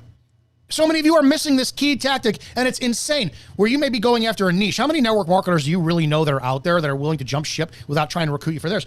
Whatever. But if you go and you take your prospecting list, that's your memory jogger, right? Who's your dentist? Who's your lawn care? Who's your launderer? Who's your banker? And that's what we take to try to sell, right? Hey, Dr. John, I've got this product that would be great in your office. I think that I could do X, Y, and Z. Put it out. I want to recruit you. Instead, if we take that prospect list, that memory jogger, who's your dentist? Well, dentists need more clients. Who's your launderer? Man, who do you know that has some dirty clothes that you could send over there? Who's your lawn care maintenance? I bet you that guy or gal is looking to improve their business. Every single person that you list on your memory jogger is a potential for you to connect with somebody in your network. We talk all the time about being a network, right? You got a network of 100 people, and you may think that's nothing. Out of 100 people, they're going to need a dentist. They're going to need a doctor. They're going to need lawn care. They're going to need babysitters. Dude, think about all the income, the non-income producing activity that this guy is doing.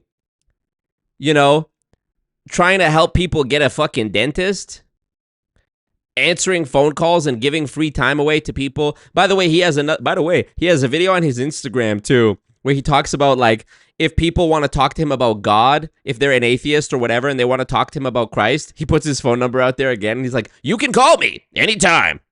I got to work on my Dominick Izzo impression. The amount of time this guy must spend on phone calls talking to people in MLMs being like, how do I recruit? And like, is God real? Is hilarious to me. Hilarious! Why am I out of focus? Fix it. And if you work for those people and connect them, then call it a shit. Hey, listen, I want to get you some more clients, but I want to pitch you my business. And you have to be very good at pitching your business. There's always room for improvement on that. But start there. Go to the people who are not in network marketing and say, hey, you're a car salesman. I'd like to be able to send business your way. I want your 5 minutes to listen to what I do to consider becoming my customer. It's so much less intrusive if you try to pitch somebody becoming a client of yours or a customer instead of a recruit. I'm going to tell you, make your life easier. Learn to sell your product or your service first. Wait until down the road and to leverage the chit to recruit.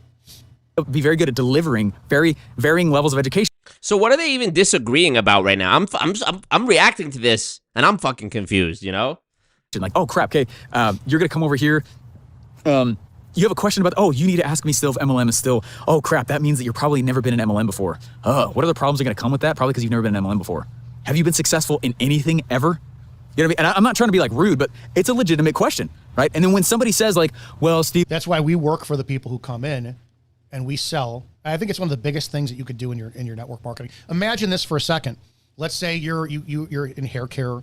I don't know what company you're in, Monet, and you need, I don't know how that company goes. There's several friends who are in it, but if you needed 50 personal orders in order to hit the top commission, that's your goal, is to sell. And it could take you a year. It's an investment. Don't look at MLM as coming in and getting rich in your first 3 months. Look to the long haul. Give yourself 5 years minimum. When you learn exactly how it goes to sell, the minimum requirement where you've got that steady income coming in, maybe it's an extra $500 a month. Well, you're working 90 hours a week to do it. Well, you're going to do it. And once that's set, you're good. It's worth the headache. It's worth the growth. It's worth the skill development set. But once you do that and you've got that, now all of a sudden it's your job to do it again. I was still listening, by the way. I had it playing on my phone, so I was still listening. For somebody else. And then you recruit somebody else. I like how the viewers go up when I walk away from this from the stream. And you do it again for somebody else. This is, again, I keep saying we're doing it backwards in network marketing. You want to recruit 1,000 people each who would get one order. I would rather have 5 people who have 50 orders than 1,000 people have one order. They're going to be looking at me later on saying, you promised me the moon and the stars, and you're going to get 80 to 90% of those people drop out. Well, that's 80 to 90% of people. What Dominick is really saying here is like, you need to make your downline people successful enough scammers before you recruit so many people that all of them look at you as a scammer. Basically, he's like, create a buffer between yourself and blame. Because if you have 5 people below you who have reached a level of success in MLM, their downlines are going to blame them, not you. Right? And if your downlines, if your immediate downlines, your directs are making money, they're not going to look at you as a scammer. So I think that's the whole play here, is he thinks that by like insulating himself between, like creating a buffer between himself and the people actually losing money, that somehow makes you good or not a scammer, even though the people below you are contributing to scamming, or the people below them. Bottom line is the bottom layer loses money. This is a zero-sum game where people have to lose in mass. Many have to lose for one to succeed. And anything you tell yourself to like try to get around that or downplay that, you're just literally gaslighting yourself and everyone else in the process. And you're a shitty person. People who are on the street now saying you're a scumbag fucking liar who promised them shit and you scammed them. You did. And you are. Telling you, learn how to sell, learn how to serve others. Even I don't know that I want to get into this weight loss thing because does it actually work? Right? I want somebody, when I go get somebody who has already purchased a weight loss thing, that's not what I'm in, but you understand, like I'm just saying as an example. If I go get somebody who's already been buying a weight loss thing, I don't have to answer or deal with those questions. They're already sold on the fact that that works. It means I don't need to be the best at that piece. Okay? No, you should be. Every single time. You need to be a professional in this industry, and you need to wow the shit. I let people pitch me all the time. And then I politely say, do you mind if I give you some advice on your pitch? Because I'm phenomenal at pitching, recruiting, and closing.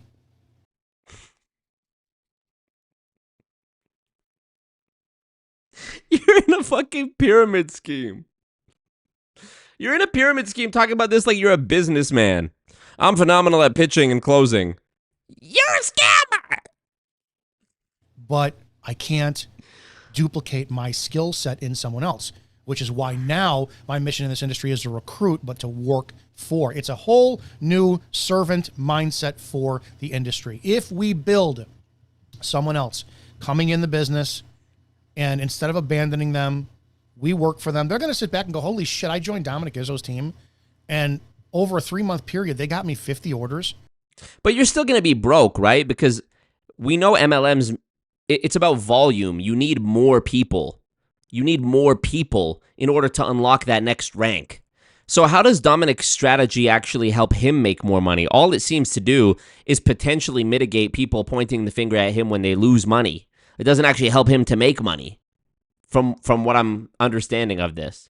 But maybe I'm one of these stupid, bitter women, according to Dominick, who just doesn't get it.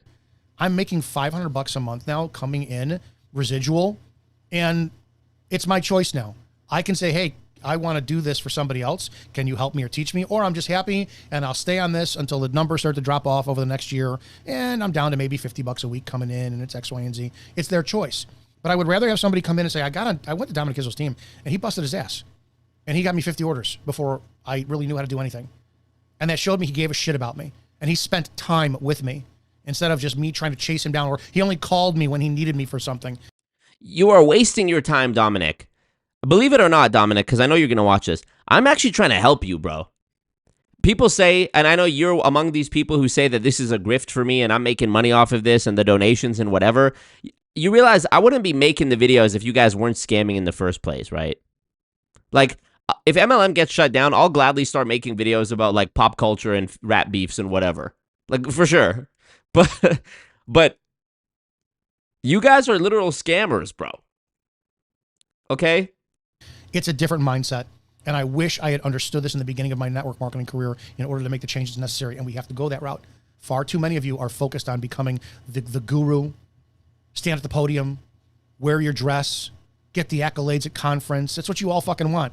Instead of serving others, you have to go backwards in this industry and start at the bottom to build the top. When I go and I sell somebody who's already been in an MLM, that means I don't have to go and answer questions that they're going to ask about, is this a pyramid scheme? How does this... Bag alert. Who is it? John Smith. I'm going to need my cowboy hat back. I got John.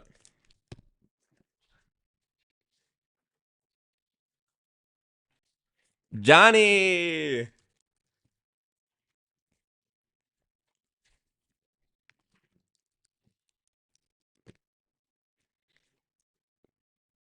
What are you talking about? Work. What is a downline? What is a comp plan, right? Like super noob questions, right? When I go and I target... The more you answer those super noob questions, the better you get at presenting them, the more you understand. I'm also a martial arts teacher and a wrestling coach, and I improved at both skills as a wrestler and as a martial artist when I had to teach, because now I had to explain, what are you doing when you do this and this and... Another analogy unlocked. This and this. It's like, okay, what is these? What? Oh shit, I gotta explain to you why I'm doing this, and then this, and then this. I have to explain it to you, which means I have to process it in my head in order for you to understand it. Anytime you're in any skill, baking, auto mechanic, two new analogies. Painting, Another I one. don't care what it is. Your skill set develops stronger when you have to teach it to somebody else. Keep that in mind. Target somebody who already knows what a funnel at least is, then I'm not going to get asked questions like, do you mean kitchen funnels? Which people have asked me, okay? What I'm saying here is that inside of this whole thing, when you... I love when they say inside. They always say that, and it's so sus to me. Why do they always say inside of this business? Why don't you say in this business? Inside of this company, why don't you say in this company? What inside of my community... I hate when they say inside. It's so weird. When you start figuring out who you actually want to be in your downline, get strict. You're not closing up the pot of people. You're actually making it easier for you to sell and easier for those people to have success with you. And the big fallacy that people have is they'll sit back and they'll say things like, hey, I am, because I'm going after this market and this market and this market, that's better because bigger is better. Not in targeting, okay? It's not in targeting, okay? I had somebody ask me 2 days ago, I was on stage. You target by, my upline loves this one all the time. Dominick is reaching for things to criticize. It's like, literally, they're both wrong. Who was it that dropped the comment that said, Scott and Peter are like two dumb bitches sitting in a room going, exactly. These two are sitting here. These two, if they were in a room together, it would be more brain rot than Ali Sob and what's his name, Ben Azule. Ali, you're a nice guy. These two getting in a room together would say the opposite thing. They'd both be wrong, and they'd both be like, exactly. She believes that I should be cross-promoting to my other audiences. If you know me from anything else, you know that on YouTube I have one of the largest martial arts channels on YouTube. And I also do police commentary. I'm a retired cop. And I have a very large police commentary. I have an Instagram with over 100,000 people following me for my police content. And her philosophy is always, well, cops need our product, X, Y, and Z. Martial artists need our product, X, Y, and Z. And I keep trying to explain to her that you have to niche down.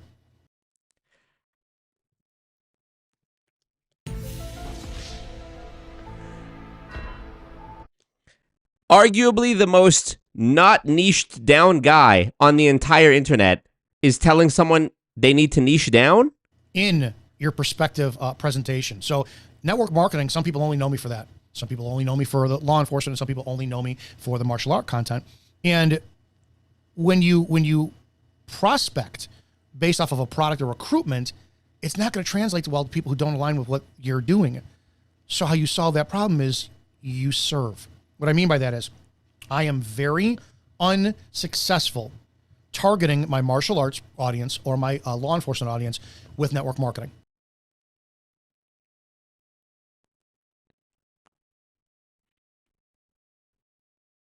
He's so close to getting it. He's so close to getting it, but so far away.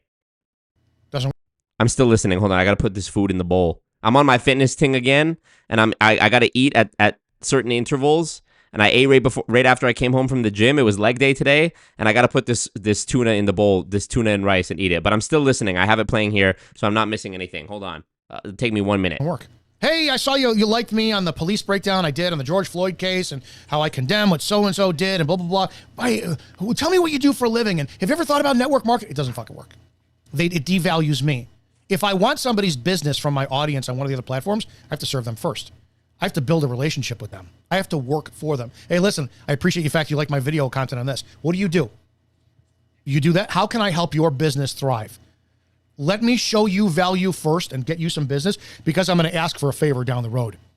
Then I can go, if I've got somebody for conversations, prospects or whatever, then all of a sudden it's, yeah, listen, you remember I did that for you? Yeah. In order for me to sustain my businesses, I'm also involved with network marketing and I sell a product. I want 5 minutes of your time now in order to wind up pitching you. I want to gain your business. That all comes across in the tonality of being somebody that they need to show attention to, right? It's command presence. I had command presence as a police officer because you saw me get out of a squad. You saw me in a uniform. My uniform was tailored. It was clean. It was presentable. And automatically, by the air of what society deems cops, I was guaranteed, unless somebody hated cops, command presence. I walked up and there was a reverence and respect back and forth. Doesn't happen in network marketing. Doesn't happen in sales. You find out I'm in sales, your guard goes up. You want something from me. So to get that guard down, I have to serve you first. Hey, you do t-shirt sales? Great. Let me get your information. Let me build your business for you. What do I want in return? 5 weeks down the road, 2 weeks down the road or whatever, I'm going to ask you for a favor. You're going to listen to me pitch you. Okay. You have to be willing to lead. And that's a business. Get your calendar out. You can't sell somebody in 10 days. You have to build a relationship for them. Hey, I got you 5 calls today on this. Now I want you to listen to me. You have to put in the time and the effort. This business has been bastardized because we plant the seed and we want it to grow overnight. You guys are standing over the pot after you plant the seed and you're pissing in it because you think that that's going to make it grow faster. You're blasting UV light on it because you want it to grow faster. You're not cultivating. You're not nurturing. You're not giving it time. And that's the hardest part of this business that nobody does. I was pitching and it went okay. I did like 10 grand, which is, it's like 80 people in the room, so it's not bad. But 80, it was okay. Here's the arrogance too. For the most part, people who are high value at sales, they don't waste their time with network marketing, which means, and we need to say this, the clueless rubes who are so easily manipulated get involved with network marketing because they've been told it's get rich quick, because they've been told it's easy, because they've been told, and you're going to brush off making $10,000. That's more than most of these people will ever see in the majority of their career in network marketing. Now you help somebody else make that. If you're brushing that off, then fucking have somebody else make it.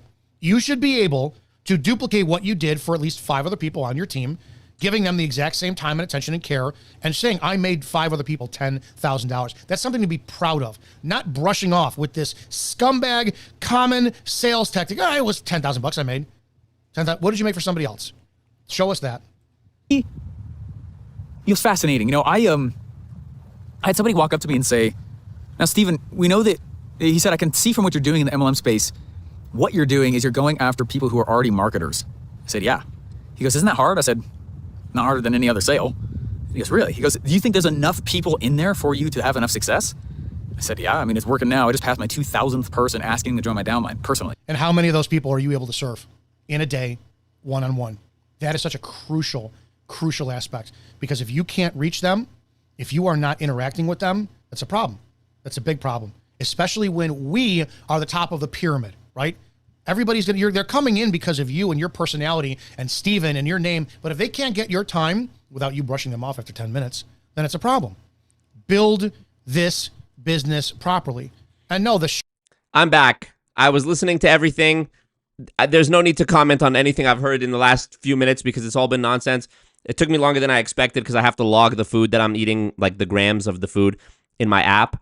Also, I think Hannah dropped another donation. Thank you, Hannah. And I will show you. I know some people are going to be like, what you eating? I'll show you in a second. Hannah. Can't believe you've done this. I can't believe. Actually, it was John Smith. Okay, that was the one. Okay. The views went way up while Marco is away again. Hey, I think I've unlocked a new passive income strategy for YouTube streaming. Just don't be on camera. Shortage of MLM people to recruit is never going to be the case because people are... Oh, hold on. I got to mix this up, but it's tuna, rice, avocado, cucumber, sriracha mayo. And I'm eating it cold. I probably should have heated up the rice, but I was trying to be fast. So here, let me mix it up a bit so you can actually see the different ingredients. Missing is sesame seeds. That would have made it, that would have elevated it. Here. See if I can get a good shot of this without spilling it. That's what I'm eating. Trying to be a fit boy. Oh, John Smith was you. Okay. Trying to be a fit boy, you know. Got to get on Dominick Izzo's level for the charity boxing match. The charity Wing Chun Kung Fu battle between me and Dominick. We're always getting fucked over and abandoned out there. So thanks to the people like Steven out there who brag about recruiting 2,000 people, there's going to be 90% of them who feel neglected. And there's always room for others out there who are willing to serve. Right. I'm not saying I accept all of them because I don't. It's a legitimate application and I turn people away a lot. And he goes, are you serious? He goes, yeah. I said, yeah. He said, you have to understand, like, the way I bring somebody into my product usually determines what they will do after they're in it. And so if I have to call somebody and I have to beg them in and be like, come on, help me out here, I'm going to be saying the same things to them once they're in, right? Then they get in, and I'm like, come on, help me out here. And it sucks. And it's like, I got to put a cattle prod to their back. Anyway, the whole point I'm trying to make with this episode here is that let's say I'm going. Here's my thing. If I'm going to recruit you, right? You have an interest in working with me. It's simple as this. The company I'm with has a standard of 40 orders in order to wind up hitting a level to where you're making approximately $500 a month. There's no guaranteed income. There's no income statements whatsoever. It's my experience that many orders on an individual level, that many orders of a specific type, because we have different products, will earn a possibility of, I'm going to say this as careful as possible in order not to give false information or to lie about shit. Also, why don't they say the name of the company? $500 from 40 orders means you made $12.50 per order. So how much was it actually, you know, for you to have that profit margin? 3 times that? 5 times that? You know, point is, let's say it's double that. Let's say he's getting 50% profit, which we know is high. We know he's not. Okay, so the items are actually $25 and there's 40 of them. So out of $1,000, you got $50. But realistically, it's probably like it was $5,000 and he got $500. You know, that's probably a more approximate guess, if I had to guess. Dude, that sounds like shit. That sounds like shit. But based on math, 40... Oh, math. New headline. Guy in pyramid scheme tries to teach people about math. Keeps you at a point for a top out rate where you qualify your business and it is equaled approximately $500 a month. That being said, if you come in, you're my focus. If I recruit you tomorrow, you are my focus. until I achieve the exact same for you. And I want 90 days. I work better for someone else. I've got a fucking problem. I don't like selling for myself. Wow.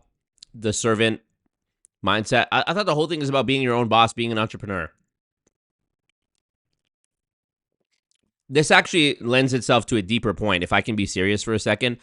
I think the reason you see so many people susceptible to MLMs they have a background in their church community, military, police, is because if you think about it, those are environments where it's all about follow the leader, right? Like think about the military, think about like Navy training boot camp videos that you've seen, right? Or maybe you were in the military. Everybody shaves their head, everybody wears the same thing, everybody follows the same routine. Those are elements that are shared within cults as well. You know, becoming a robot, becoming a mindless zombie, yes sir, no sir, in order to be maximally efficient in the military and serve your purpose and not be emotional. It makes sense in that context. Some people get so used to that and they're so at home in that when they see it being done in a manipulative way from people who are scammers, like in a pyramid scheme, they're not able to distinguish the problem. And I think with Dominick, it makes total sense to me that he was a police officer and that he's admitting that he has this difficulty working for himself, because it's harder to think for yourself. If somebody's promising you the world and giving you a yellow brick road and telling you just need to do X, Y, and Z and duplicate, I mean, that's a lot easier than having your own mind made up about certain things and figuring it out on your own. Conveniently, Dominick fits into several of these cliches. He's a religious person who talks about Christ often on Instagram. He's a police officer or was a police officer and makes content about policing. Even Kung Fu, think about his Wing Chun background. That's all about learning from your sensei or whatever, learning from your instructor, following your coach, following your leader, trainer, whatever. MLM, same thing, duplicate, have someone above you, have the upline, be a servant, serve your upline, So in literally every aspect of Dominick's life, it's all about follow the leader. And it's sad to see, it's sad to like watch somebody who's more than halfway through their life, who's so dependent on others for thinking. There's literally no critical thought there whatsoever. And it's sad. It is sad. But I'm just trying to awaken people to the reality of that. That is what's happening here. Yeah, I mean, you have a hard time working for yourself. I mean, I actually think, if I can give some helpful advice to Dominick, I actually think if he really niched down and just stopped doing MLM, he does have a large following on Instagram for his cop content, like over 100,000 followers. So he's grown quite a bit on Instagram. Dude, just do that. Just have a police show. Do police live stream content. There's endless stories about police brutality, police lawsuits. You could go gangbusters, no pun intended, on a police channel where you're doing police reaction content and whatever. I mean, dude, or interviews with former police, former military. It'd be great. Just do that, bro. Fuck this Wing Chun shit. You're a fat dude in your 50s. Nobody's coming to you for advice on Kung Fu. Cut that. Simple. Stop doing the MLM shit. It's a scam. Your channel hasn't grown. You're not even interested in cross-promoting it to your other bigger audiences. You're not making money off of it, so fuck it. Just get rid of it.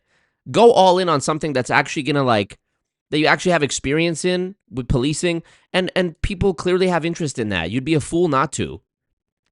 I'm actually trying to give you some helpful advice here. It sucks. But if I know that I have to put my money where my mouth is, and then all of a sudden it's going to be my success is going to be based off of your experience of doing business with me, then I got to fucking prove it to you. I'm an achiever. I operate great on negative reinforcement. I just come from the 70s. It's a different time. If you say I can't do it, I'm going to do it. And I want to prove to you that I can do it. And I'm going to do it. So the way that I look at it is one new recruit every 3 months, every 90 days that's a maximum standard. Well, wow. This guy's not making any money. One recruit in 90 days is crazy for an MLM. Recruiting, maybe 4 people a year? Yeah. Because I did the 60 in a month, 63 in a month to be exact. And they all, after a year, gone. And it happened every single time I did it. Now, if I focus on one person, 50 orders, not the 40, get the 50 for insurance. 50, 50, 50. Then all of a sudden, my skills have to improve. You see that I'm serious about working for you. You see that I'm making you money. I can't control whether or not you come in and you're going to take it seriously and take over, but I'm still going to make money in the process. I'm still going to wind up duplicating that, and other people are going to see it. And they're going to have that. I'm going to have the reputation of working for you. It's a longer process. It's a very, very detailed process. It's a very time-consuming process. I believe with everything that I am that I have a long-term goal. And my long-term goal, and I'll tell anybody this, in order to tell you my secret, in order to how to change network marketing and the community of it. This is my dream. My dream is, if it takes 10 years, it takes 10 years. I've got 50 strong, solid people underneath me. You want 2,000? Get 2,000. I want 50. 50 people. Joan is underneath me. Joan's got her 50, and 49 other people underneath me all have their 50 orders. Joan recruits somebody. Joan recruits Jane. Jane comes in, and all of a sudden it's a team meeting. We have a new recruit this month. It's Jane. She's Joan's new recruit. We have to show collectively we all give a shit about Jane. Every single one of us spends this month getting one order, and we all secure it for Jane. We all walk her through it, all 50 of us. Jane all of a sudden walks into a company where in her first month, she gets 50 orders. The company makes 50 new sales. Company doesn't care. We all tell everybody coming in, the whole process, everything, you're going to be Jane's client, but you'll have access to me, all of this, because we're all going to work for each other. But imagine it. You come into a network marketing company where instead of, can you imagine if this guy has 2,000 people underneath him and all 2,000 people get one fucking order for a new recruit, and that person has 2,000 orders, how much money they will be making?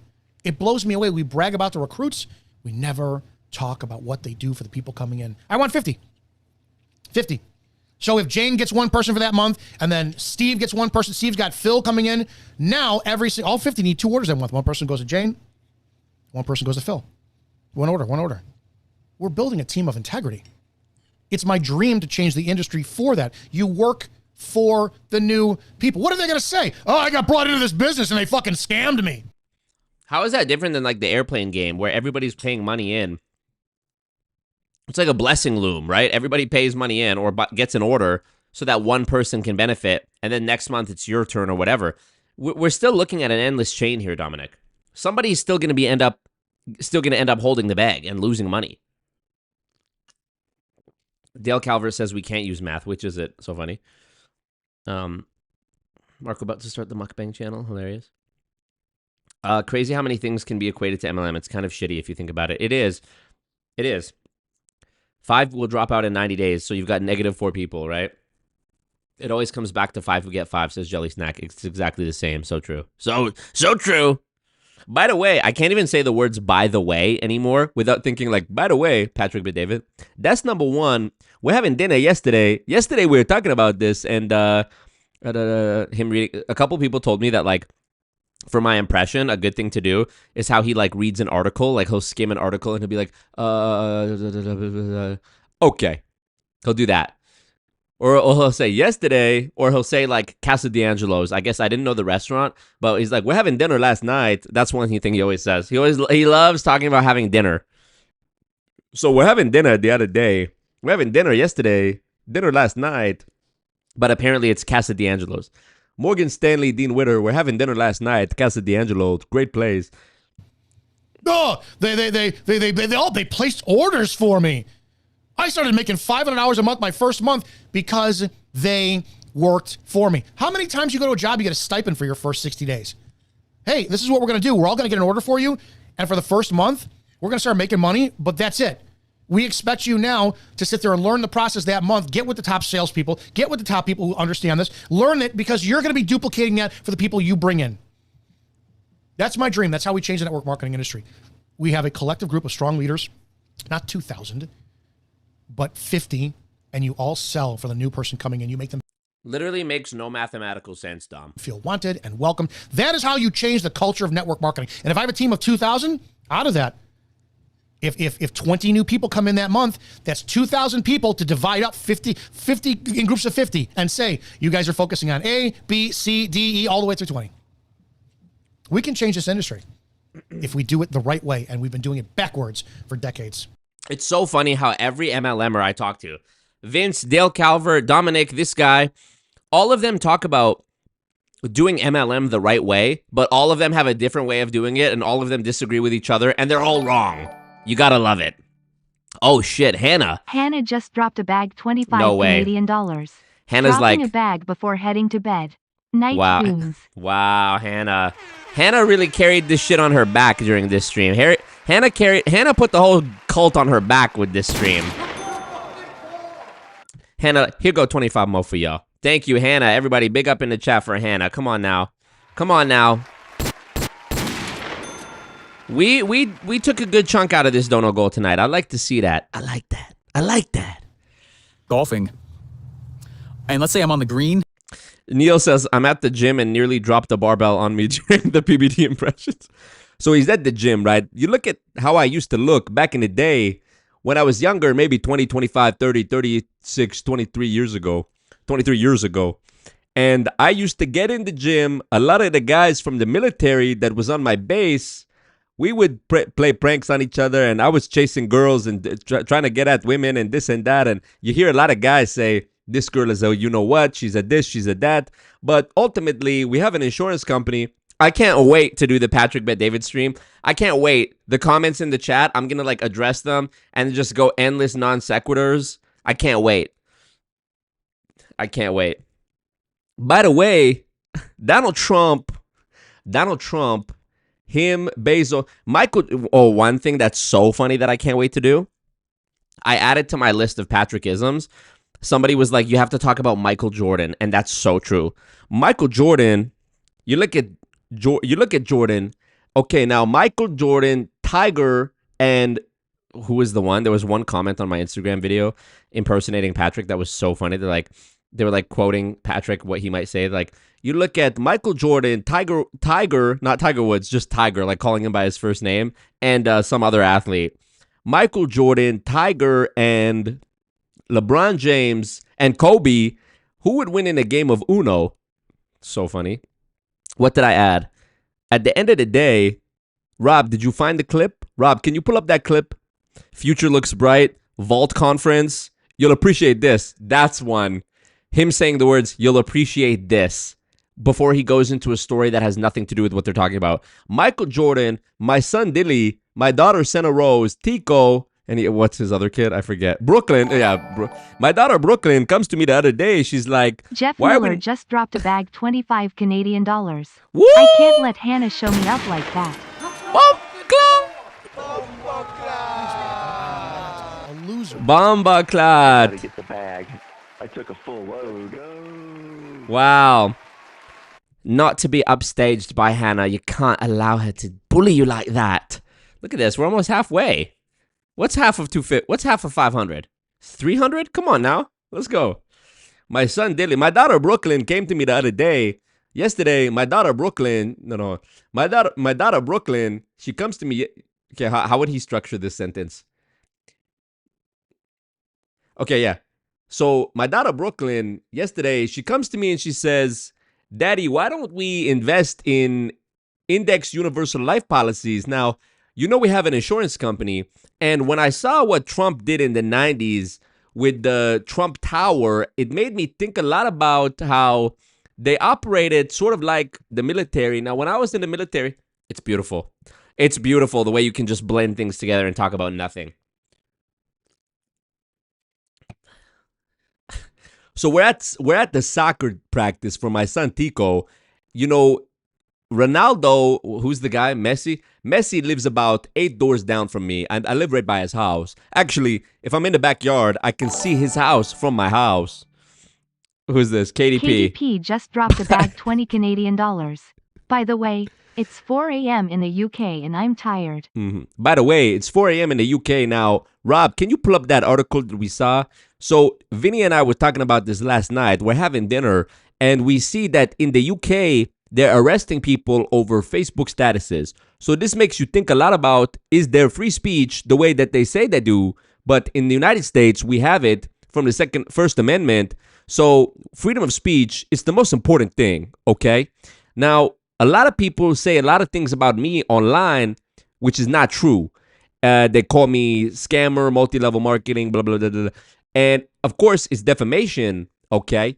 But we have to respect that. Oh, yeah, that's another thing he says. You got to respect that. This is a guy, you look at somebody, always Marco, okay? Coffeezilla. This is a guy who, he makes all his money from talking about people this way, that way. So funny. Thank you, KDP. You're a legend. Look at this. We're absolutely halfway there. Backwards for decades. Almost halfway there. Golfing. And let's say I'm on the green, right? So let's say a golf ball lands. Okay, we're back to golfing, guys. Just so you're on the same page. Just a few, like 2 feet away. All right, let's say even closer. Let's say an inch. Let's say my golf ball is resting an inch away from the hole. What's the likelihood that I'm going to hit a hole? What's the likelihood that I'm going to hit it in the hole? Thank you, Jelly Snack. You said you love the John Smith stream.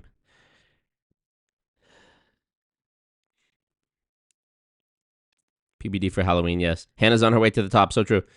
Is the PBD stream on Halloween? Let me see. Is Halloween a Saturday? Oh, shit, it is. Oh, it's a Friday. I might do it on the Wednesday. I might do it next Wednesday. Or next Saturday. Who cares? Who knows? High. Right? Super high. I'm trying to do the same thing. I'm going to skip ahead because I get he's talking about niching down on your prospects. Go ahead and try it. Do it. See if you have the, here's the deal. You know what? We're going to wrap it up with this. If he's advocating, and you can check his stuff out. This is Modern Downline on YouTube. You can check him out. That's completely fine and fair. But this is my question. If you're going after the network marketing space, because people try to recruit me all the time. I try to get recruited by an influencer, very, very, very well-known conservative influencer. She's with the company, and they're marketing towards conservatives and conservative values. And, you know, I said I have an interest in leaving to a degree, but I need to give my company more time to secure what I want. I'm not ready to leave. But what do you... How many years are you going to waste on this, Dominic? You've been in Juice Plus for years. You've been in network marketing, you say, since 2011. And, like, again, if you're Juice Plus, how do you even keep this guy around? How do you not terminate this guy after watching one YouTube video? Here he is being like, I have an interest in leaving to a degree. How fucking uncommitted are you? If I was Juice Plus watching this, I'd be like, fuck this guy. Terminate him. He's on his YouTube channel saying he's a misogynist and how women suck and saying he wants to leave the company. Fuck this guy. Offer me more than what I'm getting now because I don't need upline help. I don't do third-party calls. I don't do, hey, yeah, Jane, let me connect you with Susan, my upline. Yeah, Susan does this. All right, I'm going to mute myself out. You guys talk. I don't do that shit. I'm tired of it. It doesn't work. You have to learn how to do it all on your own. Compensation plans, they're all the fucking same. Everybody focuses on the bonus. I don't give a shit about the bonus. Everybody gets in, they try to sell, get to the top in your first 10 days, make the $1,000 bonus, but then what? Then what? That's how network marketing is destroyed. You guys are all at the sprint. You're not for a marathon. What can you offer someone in network marketing to recruit them that's better what they have? Hey, listen, I'm going to bring you in. You don't know our company. I will spend the next 90 days with you, focusing only on you, selling for you until... I like how he admits all the compensation plans are the same. That's hilarious too, by the way. By the way, you reach the highest status of percentage of income of what you're going to make. Dean Thompson in the chat. You like that? Morgan Stanley, Dean Witter. Commissions. What up, Joshua Moody? Never be late again to this stream Wednesday and Saturday. Late to stream. I knew Trisha Yeomans, and I think one person listed in the court file. Her upline was my upline's upline. She was a nice person, so happy to see the case go somewhere. Yeah, I've never heard of this woman before. Let me Google her. Trisha Yeomans. She's getting that bag, though. Oh, the first thing that comes up is Trisha Yeomans versus World Financial Group. Oh, United States Court of Appeals. Damn, this lawsuit's been going on for years. 4 years ago, this case has a video. Look at this.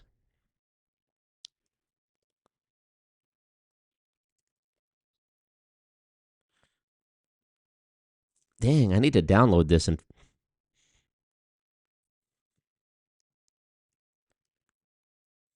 crazy. What's the end? How did it end?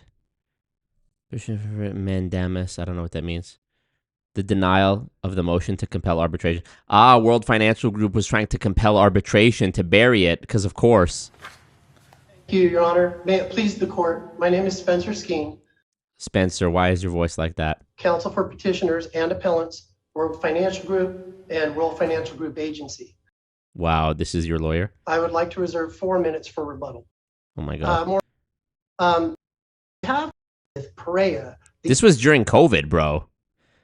Judgment. Then it goes on and discusses the reasons I just talked about. Determination is de novo. To respond, has no further questions. I will yield the balance of my time. So there, okay.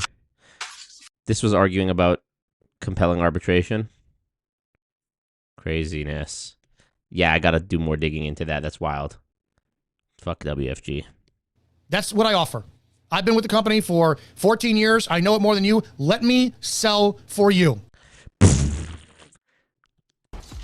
You've been with this company, Juice Plus, 14 years, and you're saying you still need more time? Dude, please heed my advice, Dominic. Heed the advice of a more successful content creator. Just do your police channel. Cop Talk, Dominick Izzo. 75,000 followers, bro. Do this. Do this. You drop more frequently, you'll get more views. Maybe spend time making higher quality videos and not dropping so frequently. But look, you get way more views on this. What's your most viewed video? 172,000 views 3 months ago. Do this, bro. Keep doing this. Stop doing this other shit. Stop doing this MLM shit. Please. Look at you. You're doing good. You're doing good here. Here, you're not doing so good. 3 months ago, this channel, 140 views. Please stop, Dominic. Please stop. Trust me.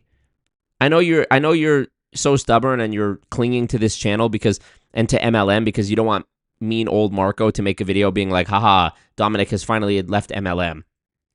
You know, you don't have to admit it's a scam. You know, I won't take you switching to doing YouTube full time for your cop content as an admission of you admitting MLM doesn't work. But I will be happy to see you actually do something that's going to put food on your table. Because I don't know how the fuck you've been surviving 14 years, getting one recruit every 3 months or however long you've been doing that. Focus on doing what you got to do. But all I ask is at the end of it, if it takes me a month to do it or 90 days to do it, you make the decision what you want to continue. I can't help you after that. But I padded my numbers because I'm going to be making money off you. Guys, the network marketing industry is backwards. It is being ruined and destroyed by toxic femininity and the bullshit lie of sitting on a beach somewhere in your bikini, working from your laptop, doing lip sync dance routines with the girls on a Friday night, champagne in the air, and thinking you're going to duplicate it. You're not. Learn to work for the people you bring in, but only after you've mastered the sell. Serve others, and the sale will come. Yes, Neil, you're correct. Every MLM distributor is 1099. They can all be terminated with the flick. Somebody mentioned it earlier. I think it was Benjamin. They can flip a switch and shut off your business. You don't own it. You're not an entrepreneur. You're not a business person. You don't own this. You know. Yeah, Benjamin, they can terminate you for no reason. They can also completely change the commission compensation plan for the entire company and leave you high and dry. Or they can pivot as well to say, we're not going to be an MLM anymore, like Body or Beachbody, who got bodied, by the way. They got bodied. What up, DTI? Welcome. I love to see more members popping in. And shout out again to Anna Marie Fella gifting the 10 memberships. We love to see the cult get stronger. 708-982-09. If you're a member, I put out a new video yesterday. Was it yesterday or the day before? Called MLM or Big Pyramid is Weaker Than You Think. You can watch it. It's part of a 3-part video series, potentially more, but I have more videos on that coming. And a bunch of stuff banked that I need to post and edit and blah, blah, blah. 974, that is my direct line. I don't care who you're with. I will listen to what your problems are, and I will do my best to help you. And I will show you value because I want you to come, and I want you to work. That's a soundbite right there. Because I want you to come. Hold on, go back. Your problems are, and I will do my best to help you. And I will show you value because I want you to come.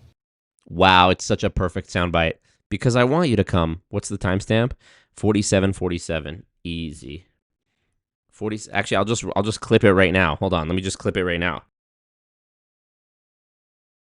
problems are, and I will do my best to help you. And I will show you value because I want you to come and I want you to work with me. Let me work. I recorded it into OBS for you to build. Where's the Trump sound effect where he's like, oh, I don't even have it on here. But you know the Trump clip where he's like, I'm going to come. The change that this culture in network marketing leaves. We can change MLM culture if we just serve others first. I hope that makes sense. I hope you have value. Made no sense. You made it up. Did not add value. Absolute waste of time. Alexis says, JOB is waiting. Peace out. Bye, Alexis. Thank you for being here. Jeff says, I can't believe I'm part of history. DTI, I'm not sure he wants ladies to come. Definitely not. In this video, hope you'll share it and comment below and let me know what you think. And I hope you will continue to build your business with integrity. And if I dare me to comment, great video. Can help in any way. Yeah, and then there's the Kamala. Do not come. I love Kamala, man. She's the best. You better thank a union member. Yeah, girl, I'm out here in these streets. There's my number. Get a hold of me. I look forward to connecting with you. Man's is lonely. The amount of times he plugged his phone number in this shit is crazy. Let me refresh it, see if any of you commented. Any of you cheeky bastards commented while we were live. Ah, Dominic. You gotta love him. He's a good kid. He's a good kid. Deep down, we would get along. We would be friends in another life. Everything. What's the movie? Everything, Everywhere, All at Once. In another lifetime, me and Dominic, we'd be good buddies. We'd be good pals. I love him. All right, guys, that's it. No more. No more. She was made for, yeah. Oh, you're talking about she belongs to the streets. She belongs to the streets. Yeah, that one. It's an evil world we live in. Hey, Marco, don't do this. Yeah, John Smith, you know, blah, blah, blah, check mark. I have the best sound effects, I swear to God. I really do. Marco. Play some more Marco. Play this fucking stream deck like a piano, you know? Anyways, y'all, how long we been going? 2.5 hours? We out. What can I say? What can I say? Cheers to you all. Cheers to you all at home. We'll be back on Saturday. We're having dinner on Saturday, and we're at Casa D'Angelo's. My son Dilly will be there. Will you be there is the real questiones. Please call him as a toxic female. Yeah, I call him. I'm like, is this Dominic? So funny. Chocolate chip. You like that? Chocolate chip. I got you. Thank you guys for being in the cult. Thank you, Anna Marie. Appreciate you guys. Peace out. Thank you for the support. New things coming soon. New content, Pond away. Hopefully more content when we get this business rolling. New business, Pondy way. Bing bong. Oh, shit, I don't have the bing bong anymore. But Nabil is an OG. You know the bing bong. All right, y'all. Peace. Thank you. We'll be back again. Join the Discord. Become a channel member. Support. Get all access to the new content early. Get the custom green username in the chat so you get access to the emojis and you can flex on people who don't have it. You know. Appreciate you, Grace, Benjamin, Detroit, Kathleen, thank you, Alex, Nabil, Jeff, KDP, Marco. Look, see, I start shouting people out, and then the chat, it just keeps going, and I can't get out. All right, y'all. Love you guys. Appreciate you. Peace. Thank you.